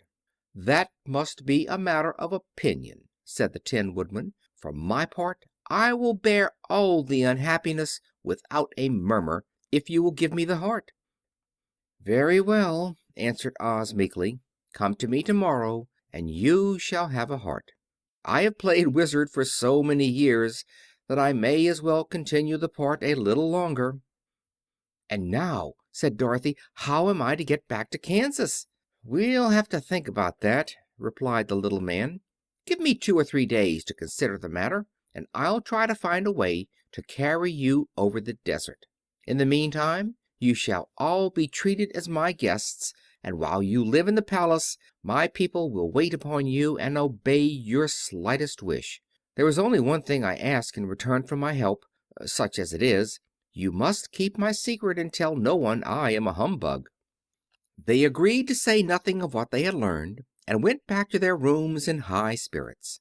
Even Dorothy had hope that the great and terrible Humbug, as she called him, would find a way to send her back to Kansas, and if he did she was willing to forgive him everything. Chapter 16. The Magic Art of the Great Humbug. Next morning the Scarecrow said to his friends, "Congratulate me. I am going to Oz to get my brains at last. When I return I shall be as other men are." "I have always liked you as you were," said Dorothy simply. "It is kind of you to like a scarecrow," he replied, "but surely you will think more of me when you hear the splendid thoughts my new brain is going to turn out." Then he said good-bye to them all in a cheerful voice, and went to the throne room, where he rapped upon the door. "Come in," said Oz. The Scarecrow went in and found the little man sitting down by the window, engaged in deep thought. "I have come for my brains," remarked the Scarecrow a little uneasily. "Oh, yes, sit down in that chair, please," replied Oz. "You must excuse me for taking your head off, but I shall have to do it in order to put your brains in their proper place." "That's all right," said the Scarecrow. "You are quite welcome to take my head off, as long as it will be a better one when you put it on again." So the Wizard unfastened his head and emptied out the straw. Then he entered the back room and took up a measure of bran, which he mixed with a great many pins and needles. Having shaken them together thoroughly, he filled the top of the Scarecrow's head with the mixture and stuffed the rest of the space with straw to hold it in place. When he had fastened the Scarecrow's head on his body again, he said to him, "Hereafter you will be a great man, for I have given you a lot of brand new brains." The Scarecrow was both pleased and proud at the fulfillment of his greatest wish, and having thanked Oz warmly, he went back to his friends. Dorothy looked at him curiously. His head was quite bulged out at the top with his brains. "How do you feel?" she asked. "I feel wise indeed," he answered earnestly. "When I get used to my brains I shall know everything." "Why are those needles and pins sticking out of your head?" asked the Tin Woodman. "That is proof that he is sharp," remarked the Lion. "Well, I must go to Oz and get my heart," said the Woodman. So he walked to the throne room and knocked at the door. "Come in," called Oz, and the Woodman entered and said, "I have come for my heart." "Very well," answered the little man, "but I shall have to cut a hole in your breast so I can put your heart in the right place. I hope it won't hurt you." "Oh, no," answered the Woodman. "I shall not feel it at all." So Oz brought a pair of tinsmith's shears and cut a small square hole in the left side of the Tin Woodman's breast. Then, going to a chest of drawers, he took out a pretty heart made entirely of silk and stuffed with sawdust. "Isn't it a beauty?" he asked. "It is indeed," replied the Woodman, who was greatly pleased. "But is it a kind heart?" "Oh, very," answered Oz. He put the heart in the Woodman's breast, and then replaced the square of tin, soldering it neatly together where it had been cut. "There," he said, "now you have a heart that any man might be proud of. I'm sorry I had to put a patch on your breast, but it really couldn't be helped." "Never mind the patch," exclaimed the happy Woodman. "I'm very grateful to you, and shall never forget your kindness." "Don't speak of it," replied Oz. Then the Tin Woodman went back to his friends, who wished him every joy on account of his good fortune. The Lion now walked to the throne room and knocked at the door. "Come in," said Oz. "I have come for my courage," announced the Lion, entering the room. "Very well," answered the little man. "I will get it for you." He went to a cupboard, and reaching up to a high shelf, took down a square green bottle, the contents of which he poured into a green gold dish, beautifully carved. Placing this before the Cowardly Lion, who sniffed at it as if he did not like it, the Wizard said, "Drink." "What is it?" asked the Lion. "Well," answered Oz, "if it were inside of you, it would be courage. You know, of course, that courage is always inside one, so that this really cannot be called courage until you have swallowed it. Therefore I advise you to drink it as soon as possible." The Lion hesitated no longer, but drank till the dish was empty. "How do you feel now?" asked Oz. "Full of courage," replied the Lion, who went joyfully back to his friends to tell them of his good fortune. Oz, left to himself, smiled to think of his success in giving the Scarecrow and the Tin Woodman and the Lion exactly what they thought they wanted. "How can I help being a humbug," he said, when all these people make me do things that everybody knows can't be done? It was easy to make the Scarecrow and the Lion and the Woodman happy because they imagined I could do anything. But it will take more than imagination to carry Dorothy back to Kansas, and I'm sure I don't know how it can be done. Chapter 17. How the Balloon Was Launched. For 3 days Dorothy heard nothing from Oz. These were sad days for the little girl, although her friends were all quite happy and contented. The Scarecrow told them there were wonderful thoughts in his head, but he would not say what they were because he knew no one could understand them but himself. When the Tin Woodman walked about, he felt his heart rattling around in his breast, and he told Dorothy he had discovered it to be a kinder and more tender heart than the one he had owned when he was made of flesh. The Lion declared he was afraid of nothing on earth, and would gladly face an army or a dozen of the fierce Kalidahs. Thus each of the little party was satisfied except Dorothy, who longed more than ever to get back to Kansas. On the 4th day, to her great joy, Oz sent for her, and when she entered the throne room he greeted her pleasantly. "Sit down, my dear. I think I have found the way to get you out of this country." "And back to Kansas?" she asked eagerly. "Well, I'm not sure about Kansas," said Oz, "for I haven't the faintest notion which way it lies. But the first thing to do is to cross the desert, and then it should be easy to find your way home." "How can I cross the desert?" she inquired. "Well, I'll tell you what I think," said the little man. "You see, when I came to this country, it was in a balloon. You also came through the air, being carried by a cyclone. So I believe the best way to get across the desert will be through the air. Now, it is quite beyond my powers to make a cyclone, but I've been thinking the matter over, and I believe I can make a balloon." "How?" asked Dorothy. "A balloon," said Oz, "is made of silk, which is coated with glue to keep the gas in. I have plenty of silk in the palace, so it will be no trouble to make the balloon. But in all this country there is no gas to fill the balloon with to make it float." "If it won't float," remarked Dorothy, "it will be of no use to us."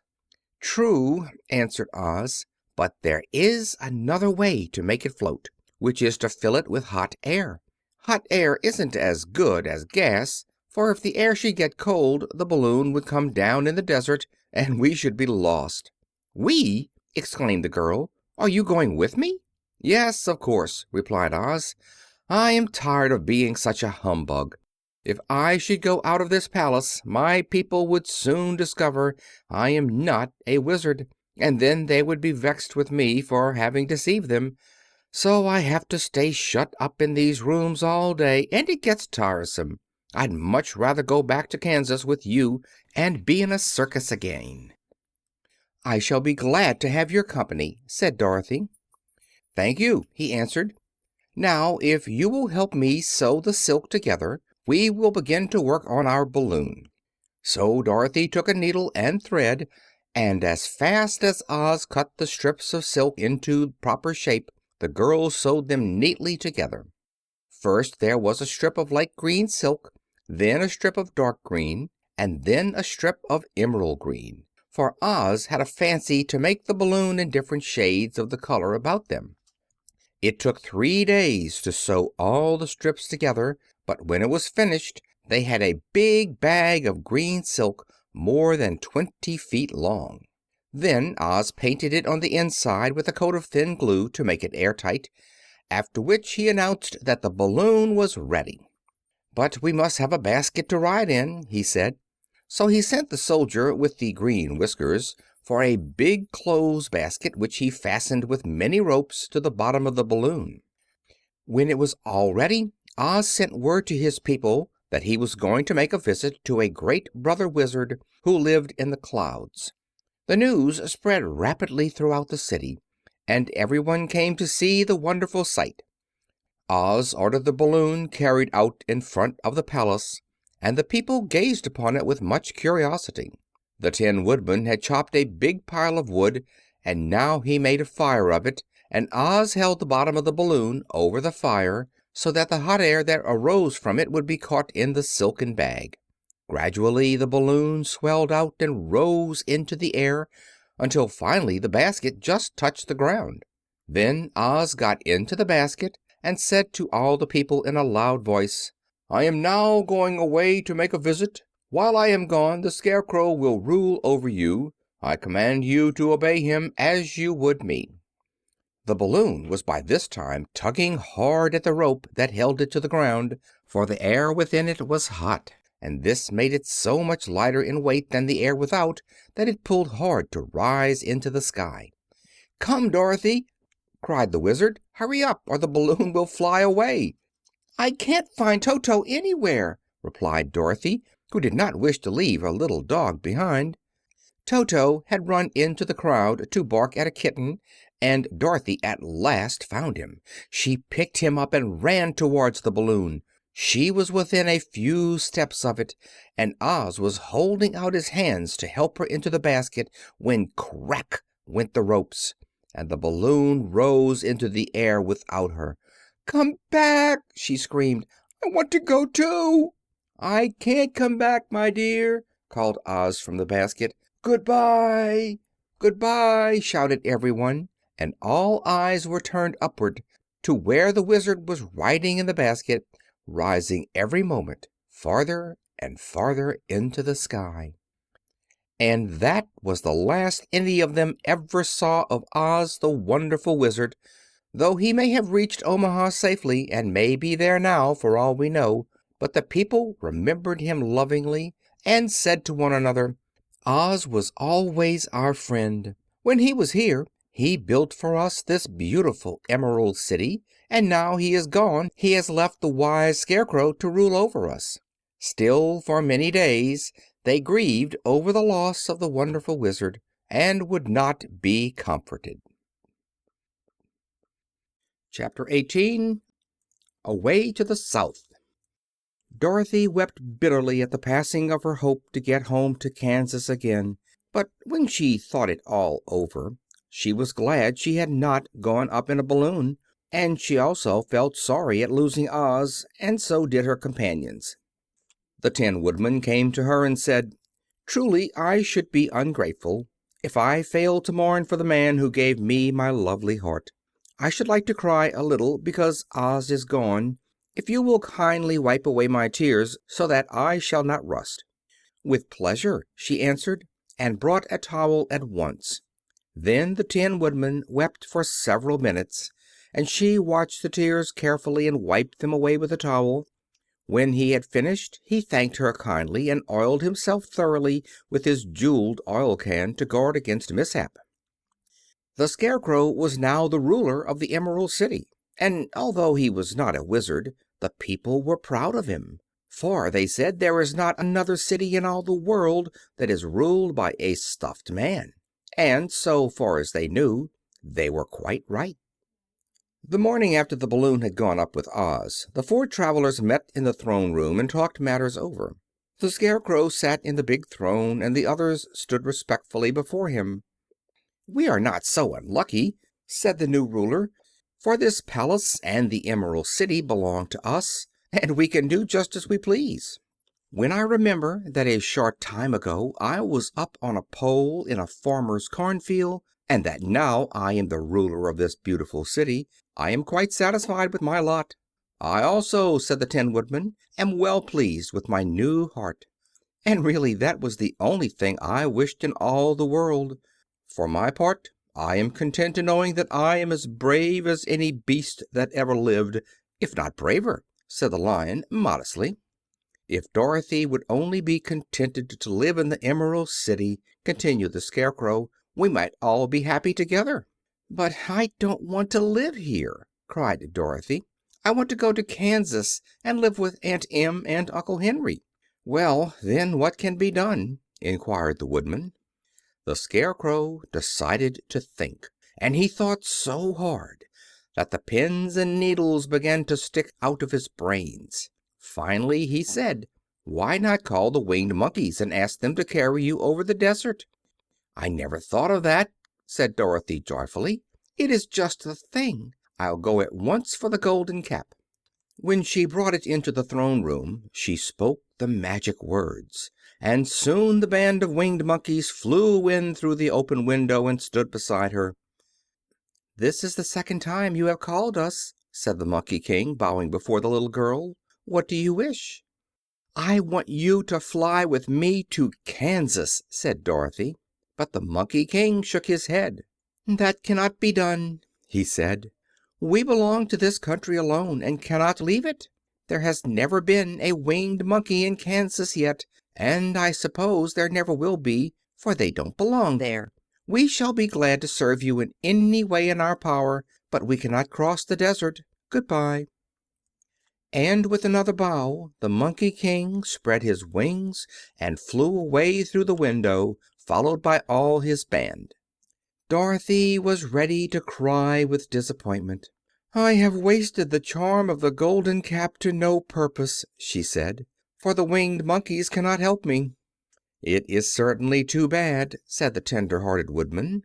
The Scarecrow was thinking again, and his head bulged out so horribly that Dorothy feared it would burst. "Let us call in the soldier with the green whiskers," he said, "and ask his advice." So the soldier was summoned, and entered the throne room timidly, for while Oz was alive he never was allowed to come farther than the door. "This little girl," said the Scarecrow to the soldier, "wishes to cross the desert. How can she do so?" "I cannot tell," answered the soldier, "for nobody has ever crossed the desert, unless it is Oz himself." "Is there no one who can help me?" asked Dorothy earnestly.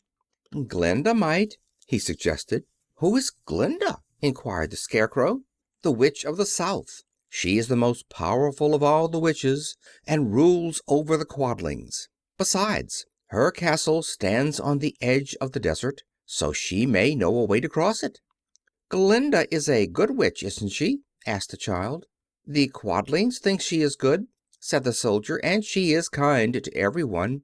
I have heard that Glinda is a beautiful woman who knows how to keep young in spite of the many years she has lived."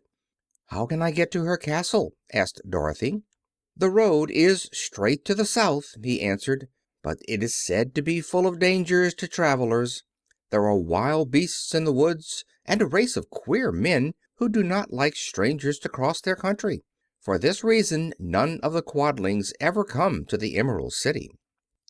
The soldier then left them, and the Scarecrow said, "It seems, in spite of dangers, that the best thing Dorothy can do is to travel to the land of the South and ask Glinda to help her. For, of course, if Dorothy stays here she will never get back to Kansas."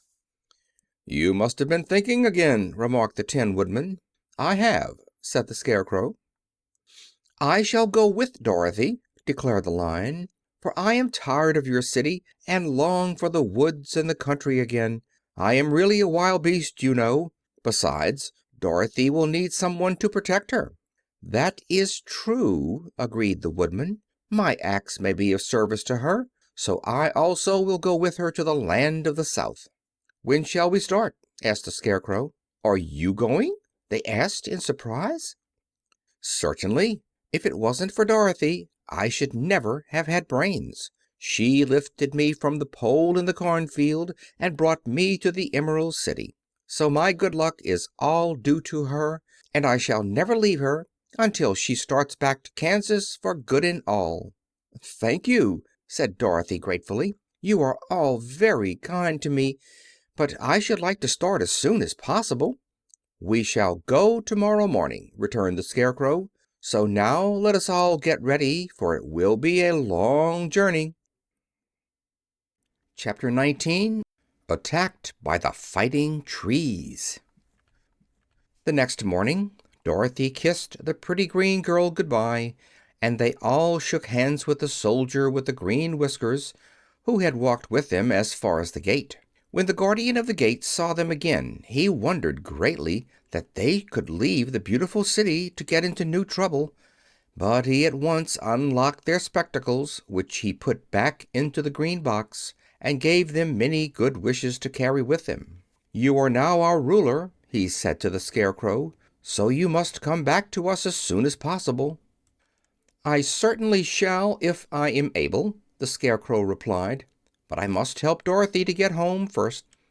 As Dorothy bade the good-natured guardian a last farewell, she said, "I have been very kindly treated in your lovely city, and everyone has been good to me. I cannot tell you how grateful I am." "Don't try, my dear," he answered. "We should like to keep you with us, but if it is your wish to return to Kansas, I hope you will find a way." He then opened the gate of the outer wall, and they walked forth and started upon their journey. The sun shone brightly as our friends turned their faces toward the land of the South. They were all in the best of spirits and laughed and chatted together. Dorothy was once more filled with the hope of getting home, and the Scarecrow and the Tin Woodman were glad to be of use to her. As for the Lion, he sniffed the fresh air with delight and whisked his tail from side to side in pure joy at being in the country again, while Toto ran around them and chased the moths and butterflies, barking merrily all the time. "City life does not agree with me at all," remarked the Lion, as they walked along at a brisk pace. "I have lost much flesh since I lived there, and now I am anxious for a chance to show the other beasts how courageous I have grown." They now turned and took a last look at the Emerald City. All they could see was a mass of towers and steeples behind the green walls, and high up above everything the spires and dome of the Palace of Oz. "Oz was not such a bad wizard, after all," said the Tin Woodman, as he felt his heart rattling around in his breast. "He knew how to give me brains, and very good brains, too," said the Scarecrow. "If Oz had taken a dose of the same courage he gave me," added the Lion, "he would have been a brave man." Dorothy said nothing. Oz had not kept the promise he made her, but he had done his best, so she forgave him. As he said, he was a good man, even if he was a bad wizard.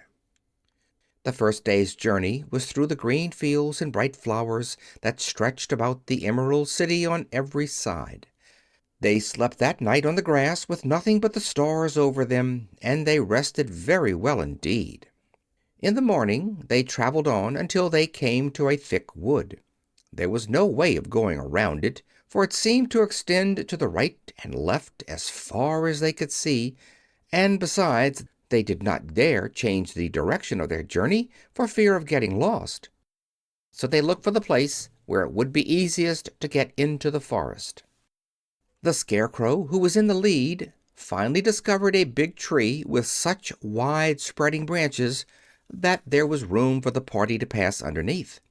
So he walked forward to the tree, but just as he came under the first branches, they bent down and twined around him, and the next minute he was raised from the ground and flung headlong among his fellow travelers. This did not hurt the Scarecrow, but it surprised him, and he looked rather dizzy when Dorothy picked him up. "Here is another space between the trees," called the Lion. "Let me try it first," said the Scarecrow, "for it doesn't hurt me to get thrown about." He walked up to the tree as he spoke, but its branches immediately seized him and tossed him back again. "This is strange!" exclaimed Dorothy. "What shall we do?" "The trees seem to have made up their minds to fight us and stop our journey," remarked the Lion.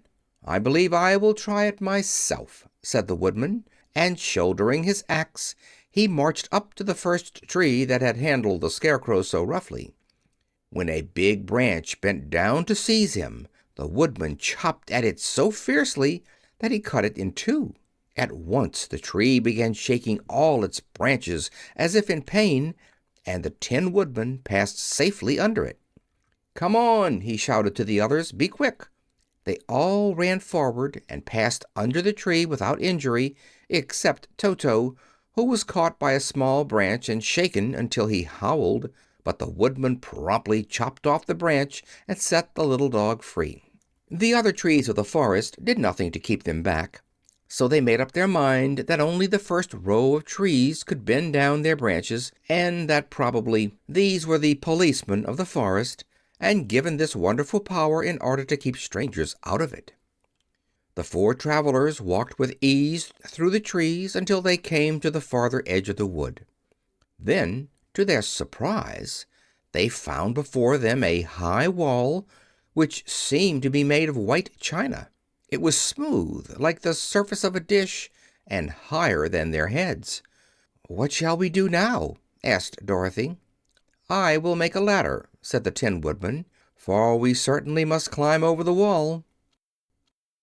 Chapter 20. The Dainty China Country. While the Woodman was making a ladder from wood which he found in the forest, Dorothy lay down and slept, for she was tired by the long walk. The Lion also curled himself up to sleep, and Toto lay beside him. The Scarecrow watched the Woodman while he worked, and said to him, "I cannot think why this wall is here, nor what it is made of." "Rest your brains and do not worry about the wall," replied the Woodman. "When we have climbed over it we shall know what is on the other side." After a time the ladder was finished. It looked clumsy, but the Tin Woodman was sure it was strong and would answer their purpose. The Scarecrow waked Dorothy and the Lion and Toto, and told them that the ladder was ready. The Scarecrow climbed up the ladder first, but he was so awkward that Dorothy had to follow close behind and keep him from falling off. When he got his head over the top of the wall, the Scarecrow said, "Oh, my!" "Go on!" exclaimed Dorothy. So the Scarecrow climbed farther up and sat down on the top of the wall, and Dorothy put her head over and cried, "Oh, my!" just as the Scarecrow had done. Then Toto came up and immediately began to bark, but Dorothy made him be still. The Lion climbed the ladder next, and the Tin Woodman came last, but both of them cried, "Oh, my!" as soon as they looked over the wall. When they were all sitting in a row on the top of the wall, they looked down and saw a strange sight. Before them was a great stretch of country, having a floor as smooth and shining and white as the bottom of a big platter. Scattered around were many houses made entirely of china and painted in the brightest colors. These houses were quite small, the biggest of them reaching only as high as Dorothy's waist. There were also pretty little barns with china fences around them, and many cows and sheep and horses and pigs and chickens, all made of china, were standing about in groups. But the strangest of all were the people who lived in this queer country. There were milkmaids and shepherdesses, with brightly colored bodices and golden spots all over their gowns, and princesses with most gorgeous frocks of silver and gold and purple, and shepherds dressed in knee breeches with pink and yellow and blue stripes down them, and golden buckles on their shoes, and princes with jeweled crowns upon their heads, wearing ermine robes and satin doublets, and funny clowns in ruffled gowns with round red spots upon their cheeks and tall pointed caps. And, strangest of all, these people were all made of china, even to their clothes, and were so small that the tallest of them was no higher than Dorothy's knee. No one did so much as look at the travelers at first, except one little purple china dog with an extra large head, which came to the wall and barked at them in a tiny voice, afterwards running away again. "How shall we get down?" asked Dorothy. They found the ladder so heavy they could not pull it up, so the Scarecrow fell off the wall, and the others jumped down upon him so that the hard floor would not hurt their feet. Of course they took pains not to light on his head and get the pins in their feet. When all were safely down they picked up the Scarecrow, whose body was quite flattened out, and patted his straw into shape again. "We must cross this strange place in order to get to the other side," said Dorothy, "for it would be unwise for us to go any other way except due south." They began walking through the country of the china people, and the first thing they came to was a china milkmaid milking a china cow. As they drew near, the cow suddenly gave a kick and kicked over the stool, the pail, and even the milkmaid herself, and all fell on the china ground with a great clatter. Dorothy was shocked to see that the cow had broken her leg off, and that the pail was lying in several small pieces, while the poor milkmaid had a nick in her left elbow. "There!" cried the milkmaid angrily. "See what you have done. My cow has broken her leg, and I must take her to the mender's shop and have it glued on again. What do you mean by coming here and frightening my cow?" "I'm very sorry," returned Dorothy. "Please forgive us." But the pretty milkmaid was much too vexed to make an answer. She picked up the leg sulkily and led her cow away, the poor animal limping on 3 legs. As she left them, the milkmaid cast many reproachful glances over her shoulder at the clumsy strangers, holding her nicked elbow close to her side. Dorothy was quite grieved at this mishap. "We must be very careful here," said the kind-hearted Woodman, "or we may hurt these pretty little people so they will never get over it." A little farther on Dorothy met a most beautifully dressed young princess, who stopped short as she saw the strangers and started to run away. Dorothy wanted to see more of the princess, so she ran after her, but the china girl cried out, "Don't chase me! Don't chase me!" She had such a frightened little voice that Dorothy stopped and said, "Why not?" "Because," answered the princess, also stopping a safe distance away, "if I run I may fall down and break myself." "But could you not be mended?" asked the girl. "Oh, yes, but one is never so pretty after being mended, you know," replied the princess. "I suppose not," said Dorothy. "Now there is Mr. Joker, one of our clowns," continued the china lady, "who is always trying to stand upon his head. He has broken himself so often that he is mended in 100 places and doesn't look at all pretty. Here he comes now, so you can see for yourself." Indeed, a jolly little clown came walking toward them, and Dorothy could see that in spite of his pretty clothes of red and yellow and green, he was completely covered with cracks, running every which way and showing plainly that he had been mended in many places. The clown put his hands in his pockets, and after puffing out his cheeks and nodding his head at them saucily, he said, "My lady fair, why do you stare at poor old Mr. Joker? You're quite as stiff and prim as if you'd eaten up a poker." "Be quiet, sir," said the princess. "Can't you see these are strangers and should be treated with respect?" "Well, that's respect, I expect," declared the clown, and immediately stood upon his head. "Don't mind Mr. Joker," said the princess to Dorothy.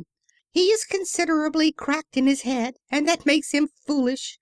"Oh, I don't mind him a bit," said Dorothy. "But you are so beautiful," she continued, "that I am sure I could love you dearly. Won't you let me carry you back to Kansas and stand you on Aunt Em's mantle? I could carry you in my basket."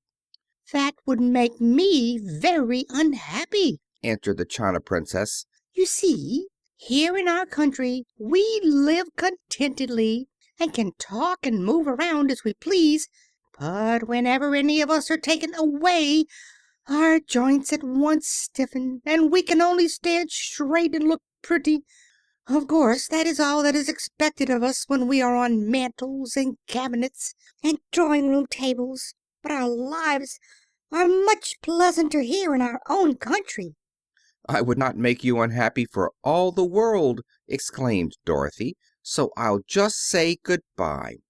"Good-bye," replied the princess. They walked carefully through the China country. The little animals and all the people scampered out of their way, fearing the strangers would break them, and after an hour or so the travelers reached the other side of the country and came to another China wall. It was not so high as the first, however, and by standing upon the lion's back they all managed to scramble to the top. Then the lion gathered his legs under him and jumped on the wall, but just as he jumped he upset a china church with his tail and smashed it all to pieces. "That was too bad," said Dorothy, "but really I think we were lucky in not doing these little people more harm than breaking a cow's leg and a church. They are all so brittle." "They are indeed," said the Scarecrow, "and I am thankful I am made of straw and cannot be easily damaged. There are worse things in the world than being a Scarecrow." Chapter 21. The Lion Becomes the King of Beasts. After climbing down from the China Wall, the travelers found themselves in a disagreeable country, full of bogs and marshes and covered with tall, rank grass. It was difficult to walk without falling into muddy holes, for the grass was so thick that it hid them from sight. However, by carefully picking their way, they got safely along until they reached solid ground. But here the country seemed wilder than ever, and after a long and tiresome walk through the underbrush, they entered another forest, where the trees were bigger and older than any they had ever seen. "This forest is perfectly delightful," declared the Lion, looking around him with joy. "Never have I seen a more beautiful place." "It seems gloomy," said the Scarecrow. "Not a bit of it," answered the Lion. "I should like to live here all my life. See how soft the dried leaves are under your feet, and how rich and green the moss is that clings to these old trees. Surely no wild beast could wish a pleasanter home." "Perhaps there are wild beasts in the forest now," said Dorothy. "I suppose there are," returned the Lion, "but I do not see any of them about." They walked through the forest until it became too dark to go any farther. Dorothy and Toto and the Lion lay down to sleep, while the Woodman and the Scarecrow kept watch over them as usual. When morning came, they started again. Before they had gone far, they heard a low rumble, as of the growling of many wild animals. Toto whimpered a little, but none of the others was frightened, and they kept along the well-trodden path until they came to an opening in the wood, in which were gathered hundreds of beasts of every variety. There were tigers and elephants and bears and wolves and foxes and all the others in the natural history, and for a moment Dorothy was afraid. But the Lion explained that the animals were holding a meeting, and he judged by their snarling and growling that they were in great trouble. As he spoke, several of the beasts caught sight of him, and at once the great assemblage hushed as if by magic. The biggest of the tigers came up to the Lion and bowed, saying, "Welcome, O King of Beasts. You have come in good time to fight our enemy and bring peace to all the animals of the forest once more." "What is your trouble?" asked the Lion quietly. "We are all threatened," answered the tiger, "by a fierce enemy which has lately come into this forest. It is a most tremendous monster, like a great spider, with a body as big as an elephant and legs as long as a tree trunk. It has 8 of these long legs, and as the monster crawls through the forest, he seizes an animal with a leg and drags it to his mouth, where he eats it as a spider does a fly. Not one of us is safe while this fierce creature is alive, and we had called a meeting to decide how to take care of ourselves when you came among us." The Lion thought for a moment. "Are there any other lions in this forest?" he asked. "No, there were some, but the monster has eaten them all. And besides, there were none of them nearly so large and brave as you." "If I put an end to your enemy, will you bow down to me and obey me as king of the forest?" inquired the Lion. "We will do that gladly," returned the tiger, and all the other beasts roared with a mighty roar. "We will!" "Where is this great spider of yours now?" asked the Lion. "Yonder, among the oak trees," said the tiger, pointing with his forefoot. "Take good care of these friends of mine," said the Lion, "and I will go at once to fight the monster." He bade his comrades good-bye and marched proudly away to do battle with the enemy. The great spider was lying asleep when the Lion found him, and it looked so ugly that its foe turned up his nose in disgust. Its legs were quite as long as the tiger had said, and its body was covered with coarse black hair. It had a great mouth with a row of sharp teeth a foot long, but its head was joined to the pudgy body by a neck as slender as a wasp's waist. This gave the Lion a hint of the best way to attack the creature, and he knew it was easier to fight it asleep than awake. He gave a great spring and landed directly upon the monster's back. Then, with one blow of his heavy paw, all armed with sharp claws, he knocked the spider's head from its body. Jumping down, he watched it until the long legs stopped wiggling, when he knew it was quite dead. The Lion went back to the opening where the beasts of the forest were waiting for him and said proudly, "You need fear your enemy no longer."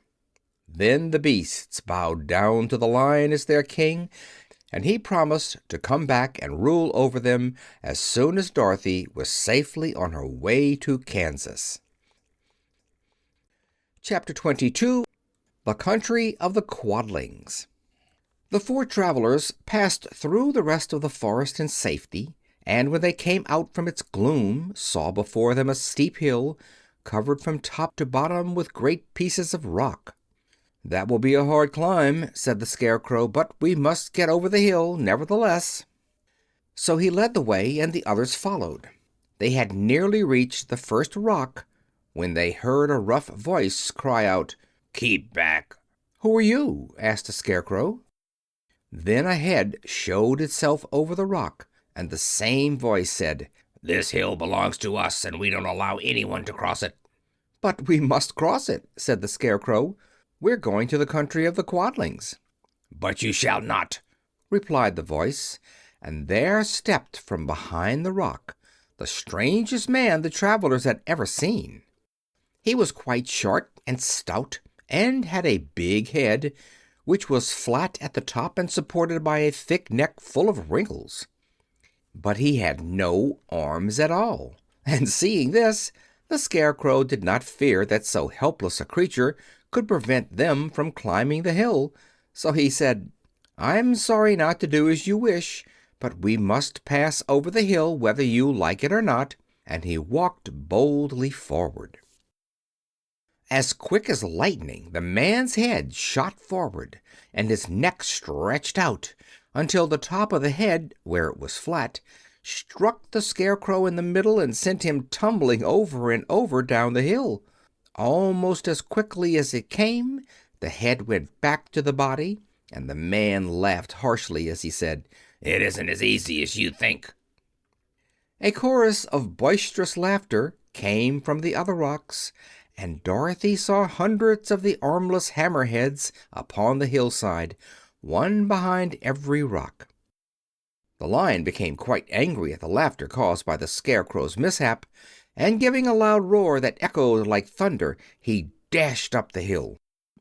Again a head shot swiftly out, and the great Lion went rolling down the hill as if he had been struck by a cannonball.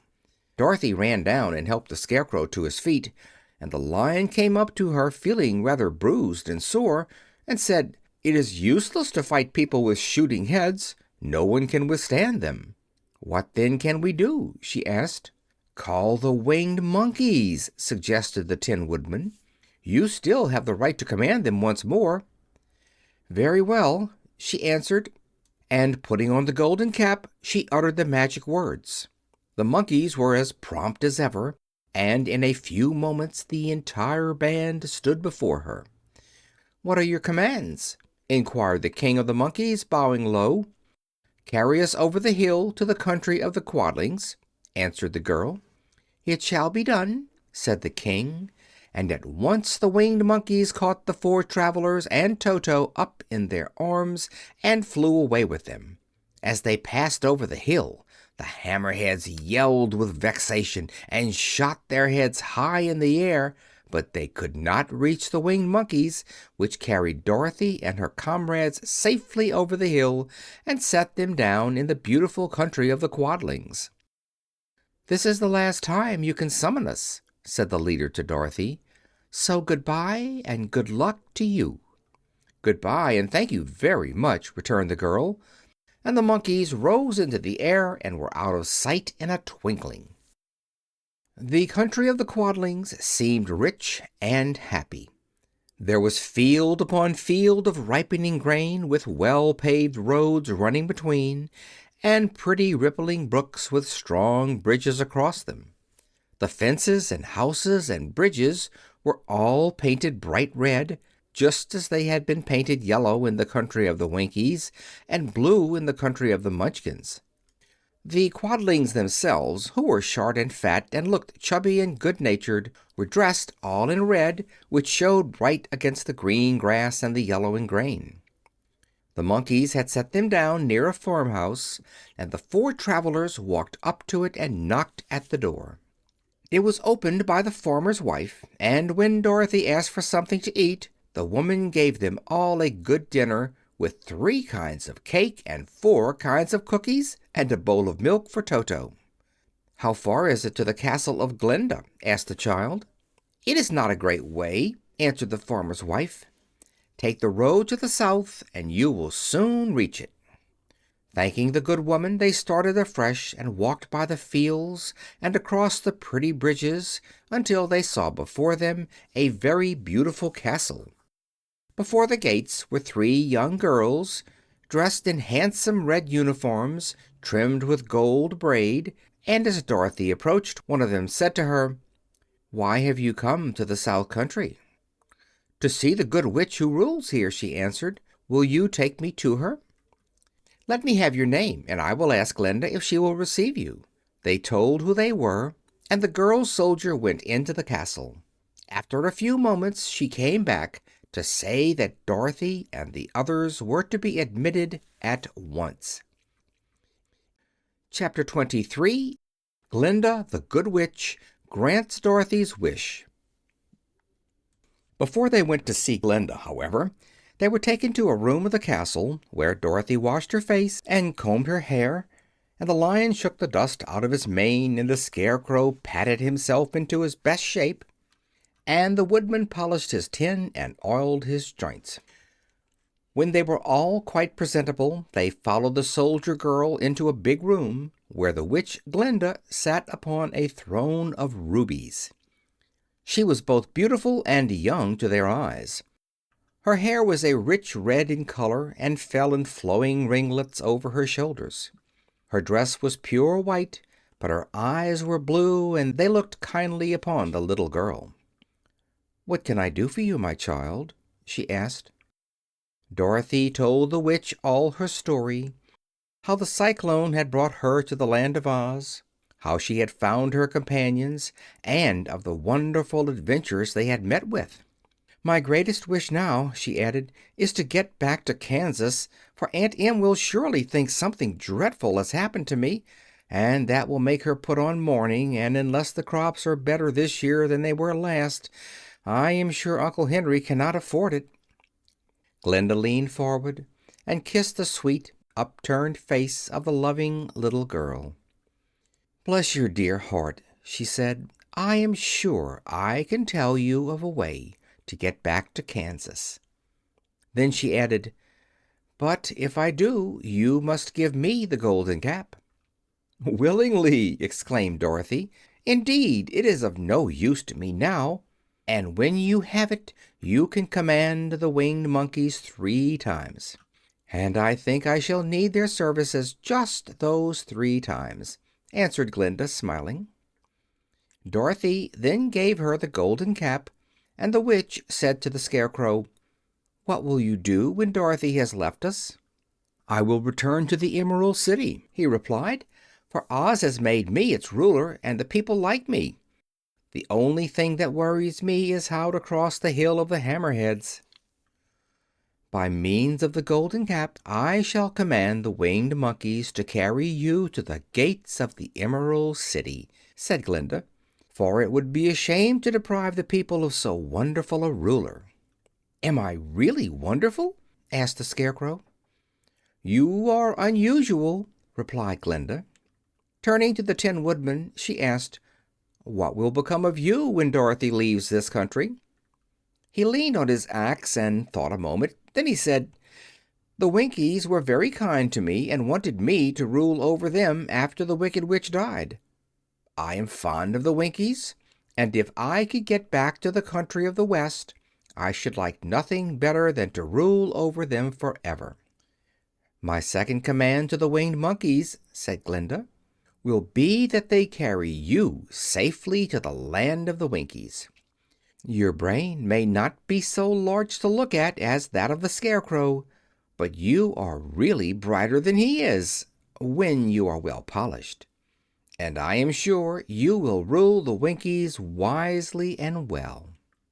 Then the witch looked at the big shaggy lion and asked, "When Dorothy has returned to her own home, what will become of you?" "Over the hill of the Hammerheads," he answered, "lies a grand old forest, and all the beasts that live there have made me their king. If I could only get back to this forest, I would pass my life very happily there." "My third command to the winged monkeys," said Glinda, "shall be to carry you to your forest.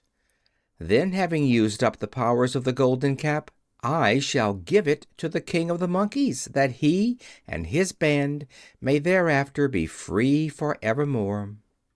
The Scarecrow and the Tin Woodman and the Lion now thanked the Good Witch earnestly for her kindness, and Dorothy exclaimed, "You are certainly as good as you are beautiful, but you have not yet told me how to get back to Kansas." "Your silver shoes will carry you over the desert," replied Glinda. "If you had known their power, you could have gone back to your Aunt Em the very first day you came to this country." "But then I should not have had my wonderful brains," cried the Scarecrow. "I might have passed my whole life in the farmer's cornfield." "And I should not have had my lovely heart," said the Tin Woodman. "I might have stood and rusted in the forest till the end of the world." "And I should have lived a coward forever," declared the Lion, "and no beast in all the forest would have had a good word to say to me." "That is all true," said Dorothy, "and I am glad I was of use to these good friends. But now that each of them has had what he most desired, and each is happy in having a kingdom to rule besides, I think I should like to go back to Kansas." "The silver shoes," said the Good Witch, "have wonderful powers, and one of the most curious things about them is that they can carry you to any place in the world in 3 steps, and each step will be made in the wink of an eye. All you have to do is to knock the heels together 3 times and command the shoes to carry you wherever you wish to go." "If that is so," said the child joyfully, "I will ask them to carry me back to Kansas at once." She threw her arms around the lion's neck and kissed him, patting his big head tenderly. Then she kissed the Tin Woodman, who was weeping in a way most dangerous to his joints. But she hugged the soft, stuffed body of the Scarecrow in her arms instead of kissing his painted face, and found she was crying herself at this sorrowful parting from her loving comrades.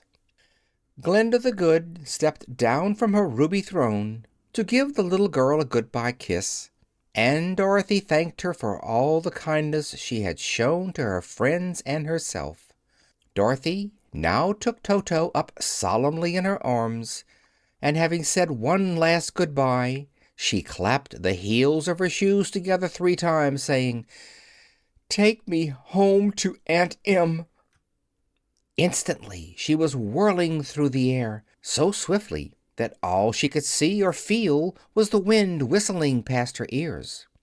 The silver shoes took but 3 steps, and then she stopped so suddenly that she rolled over upon the grass several times before she knew where she was. At length, however, she sat up and looked about her. "Good gracious!" she cried.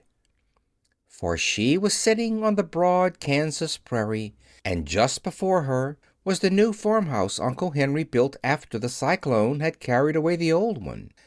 Uncle Henry was milking the cows in the barnyard, and Toto had jumped out of her arms and was running toward the barn, barking furiously.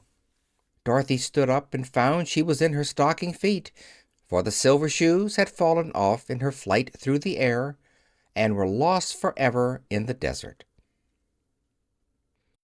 Chapter 24. Home Again.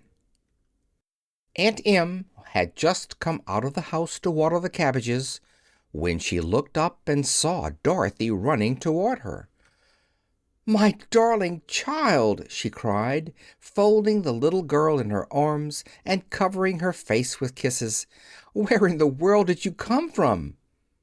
"From the Land of Oz," said Dorothy gravely.